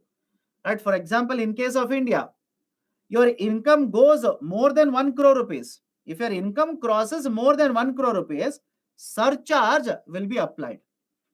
If your income crosses more than 2 crore rupees, higher amount of surcharge is applied. If income goes more than 5 crore rupees, much higher rate of surcharge is applicable. Right? That is basically the concept of surcharge. Now, point number 2. Right? Point number 2, can I say surcharge will make the system more progressive? Let me know. Right? A surcharge will make the system more progressive. Of course, yes. And don't keep on asking this question, is it monthly or annually? Don't keep on asking these kind of questions. Why? Will you pay income tax monthly? You tell me. Right? Will you pay income taxes monthly? Baba, why do you keep on asking these kind of questions? Right? So surcharge is imposed in addition to the existing right tax. Now some of you will ask how it is calculated. Let me show it to you. Imagine surcharge is 20%. Imagine surcharge is 20%. And let's say this person is paying income tax of 1.5 crore rupees. Let's say this person is paying income tax of 1.5 crore rupees. So anyways, C will have to pay 1.5 crore. In addition to 1.5 crore, how much is 20% of 1.5 crore? Let me know. Anyway, C has to pay 1.5 crore income taxes. In addition to 1.5 crore, how much is 20% of 1.5 crore? Can I simply write it as 0.3 crore rupees? Can I directly write it as 0.3 crore rupees? Which means the person will end up paying overall taxes of 1.8 crore rupees. This is the concept of surcharge. This is how surcharge will be imposed and collected from the people who are earning more than 1 crore, 2 crore, 5 crore, etc. like this. Then there's a concept of cess. Idea of a cess. What do you mean by cess here? Cess is also a type of a tax which is imposed and collected for specific objective. I'll repeat the statement here. Cess is also a type of a tax which is imposed and collected by the government to achieve a specific objective. What do you mean by specific objective? Let me give you one example. You tell me for what purpose government is collecting this. Healthcare cess. Tell me now. If I write a cess by the name of healthcare cess, for what purpose do you think government is collecting this cess? Automatically to provide healthcare facility? Yes or no? Automatically to provide healthcare facility. What education cess? What do you think is the purpose of education cess? Look at the name itself. What about Swachh Bharat Cess? What about Swachh Bharat Cess? Right? Automatically look at the name, you will understand what is the objective. Right? Why government is collecting these types of cesses. Right? So on one side, to reduce the income inequality, government will impose and collect more taxes addition to the existing taxes. In the second case, government will impose and collect more taxes to achieve a certain objective. To achieve certain objective. Now think of it and please do let me know. Can I say surcharges generally are permanent in nature? Let me know. Can I say surcharges are permanent in nature? Some of you saying no. Think of it, my dear. Please think of it. Do you think income inequality in India will go down immediately? Income inequality will continue to exist. When income inequality will continue to exist, only way we can eliminate income inequality is become socialism. Right? So obviously, surcharges are permanent in nature. What cesses? What if we achieve 100% literacy rate in India? Let me know. What if we achieve 100% literacy? Then what is the objective? No objective. Can government withdraw education cess? Of course, yes. So, cesses are temporary in nature, surcharges are permanent in nature. Any problem with this? Cesses are temporary, surcharges are permanent in nature. Then there is a right one concept here. We'll discuss this in the next class. Don't worry. Right? We'll discuss this in the next class. Right? That is when I take a fiscal policy, I'll tell you. Revenues earned by the center is only retained by the government. Why, etc., etc. I'll tell you about it. Please don't worry about it. Now, the last concept for the day. Focus here. Very basic idea. Last concept for the day. Anti-dumping, countervailing, and safeguard. Anti-dumping, countervailing, and safeguard. Now, can you see the picture here? Let me know. Anybody is colorblind, please do let me know so that I will write the numbers. Can you see the pictures? There are three pictures with three color codes. Picture number 1 is anti-dumping duty. Picture number 2 is an example of a countervailing duty. Picture number 3 is an example of a safeguard duty. Let's go point by point. All the three are different. Listen to me very carefully. Listen first. Let me start anti-dumping. Imagine I'm manufacturing this bottle in China. I'm a manufacturer of this bottle in China. In the rest of the world, out of India, around the world, I will sell the bottle at 150 rupees. Right? Out of India, right? I'm a manufacturer in China. Out of India, when I export it to anybody else, I will sell it at 150. But when I export to India, I will export it at, let's say, 130 rupees. I'll export this at 130 rupees. Point number 1. Can I say I'm suppressing the prices? Let me know. Point number 1. Can I say I'm suppressing the prices? Suppressing means artificially reducing the prices. Why? So that this bottle, when I export it to India and when it enters into the market, the bottle should be very cheap. The bottle should be very cheap in India. And if this bottle is very cheap, please tell me what will happen to the sales of other domestic companies in India. Let me know. Right? What will happen to the sales of other domestic companies? Their sales will fall down. Companies might incur losses, etc. Should government of India keep quiet here? Let me know. Should government of India say, okay, right, agreed, they will suppress the price, they will sell to us, right, we are okay with that. Don't you think government of India should implement some policy in order to protect domestic companies? That policy is anti-dumping duty. That policy is called as anti-dumping duty. Now, what do you mean by dumping here? Dumping means, understand this, the exporter is suppressing the price in order to get more market share. I hope you understand. The exporter will suppress. Suppress means in other countries they will sell at higher price. To India, they will sell it at lower price. Exporter is suppressing. This activity is called as a dumping. So against dumping, government will impose a tax which is called as anti-dumping. Come to the next one, countervailing. Come to the next one, countervailing. Let's start. Same bottle, I'm in China. I want to sell it at 150 rupees to rest of the world. Okay. I want to sell this bottle at 150 rupee to the rest of the world. Next point, government will give me a subsidy of 20 rupees.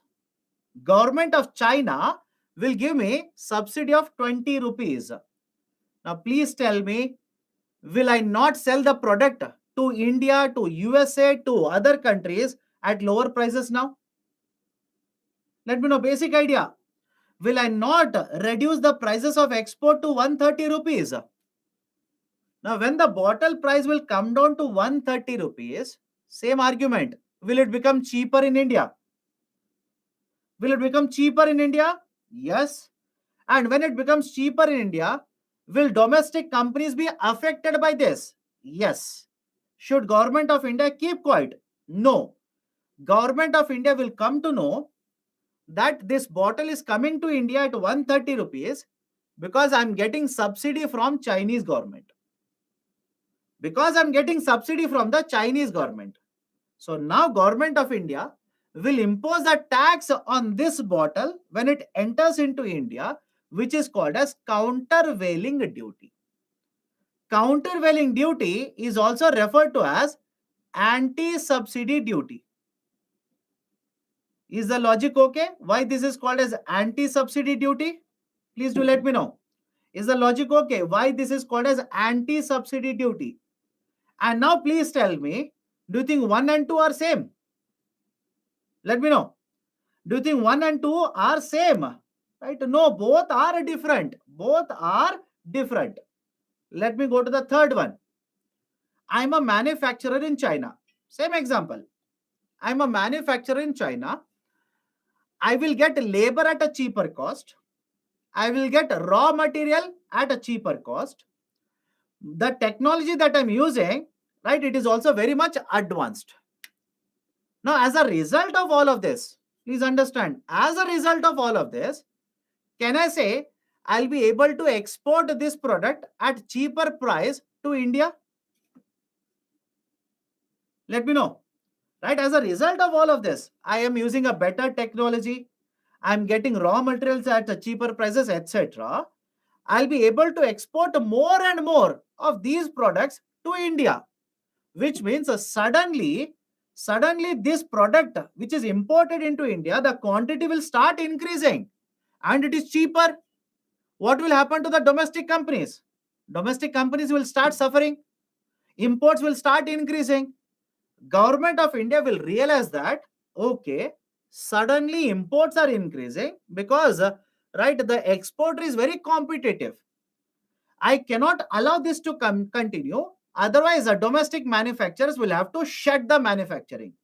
So now, in order to provide certain protection to the domestic manufacturing, so that after, let's say, 3 years, after 5 years, they will also become competitive, government will impose a tax which is called as a safeguard duty. Right? Government will impose a tax which is called as safeguard duty. Right? Please tell me, at least now, please tell me, don't you think all the three are different? Context for all of them is different. For example, if Chinese government is giving subsidy to the manufacturer, can government of India impose anti-dumping duty? Think of it. If Chinese government is giving subsidies to the manufacturer, right, do you think government of India will be allowed to impose anti-dumping duty? Where is the dumping there? You tell me, where is the dumping? There is no dumping. I am exporting this bottle to USA at 130, to India also 130. Where is the dumping? Where is suppressing of the prices? Right? In that context, what is the tax you will have to impose? You will have to impose countervailing duty. Anti-subsidy duties. Right? That is the reason. Please remember, some of you are asking, right? Define. I've given all the all the three definitions here. Please have a look at it. Anti-dumping, anti-subsidies, countervailing measures, etc. All of them are recommended by one authority called as a DGTR. All of them are recommended by one authority called as a Director General of Trade Remedies, DGTR. And please understand, DGTR functions under Ministry of Commerce. They will not implement it. They will recommend that, okay, impose countervailing, right? Impose anti-dumping, impose safeguard, etc. But who is actually imposing those taxes? It is Finance Ministry. Right? The recommendation is given by Ministry of Commerce, but who is actually implementing them? It is the Finance Ministry. Done? Okay, so these are some of the concepts that I want to discuss today. Right? Next week, that is on Monday, we'll start with the next one. Right? The next important concepts in taxation. But if you have any doubts regarding what I've discussed, please do let me know. Does tax paid on land purchase comes under specific tax? Yes, because the dimensions of the land is important there. Okay. Government collects more in indirect taxes or direct taxes. In case of India, it is more in the form of indirect taxes. Can we say Indian economy is currently undergoing stagflation? Not now. Not now. Earlier, there was an argument that yes, there was a stagflation, but not now. Okay.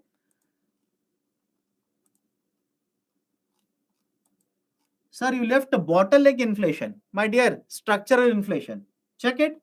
Did I not discuss structural inflation? Bottleneck inflation is associated with structural only. Okay. Those who want to live, live. Right. I'm going to address questions now. I'll not discuss anything new. Right. I'll basically discuss questions. One point of says not getting, please tell. What is the point? If you say one point, what is the point? Okay. Are these against WTO regulations? No. In order to have domestic protections, you are allowed to impose these types of taxes. Surcharge and says surcharge is imposed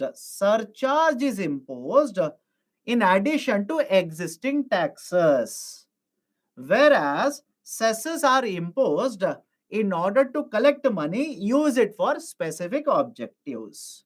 Okay. Sir, on what basis does the state government impose taxes on petrol? Ad valorem. Sales tax. State government imposes on the value of the product. Ad valorem. Okay. Anti-dumping and safeguard. Anti-dumping means, again, understand this very carefully. Here, the actual cost of the product is 150. I'm exporting to other countries at 150, but to India, I'm exporting at 130. This is suppressing the prices, dumping. This is called as a dumping. Whereas in case of safeguard duty, I'm not suppressing. I'm not artificially reducing the price. I'm able to get better labor, better technology, right? Because of that, I'm able to produce at a lower cost. And I'll start exporting at a lower cost, which means I'm very competitive. In order to protect the domestic market, government will impose safeguard duties in the third point. Creditor or bond holder will be benefited during deflation. Of course, it's exactly opposite, right? Exactly opposite.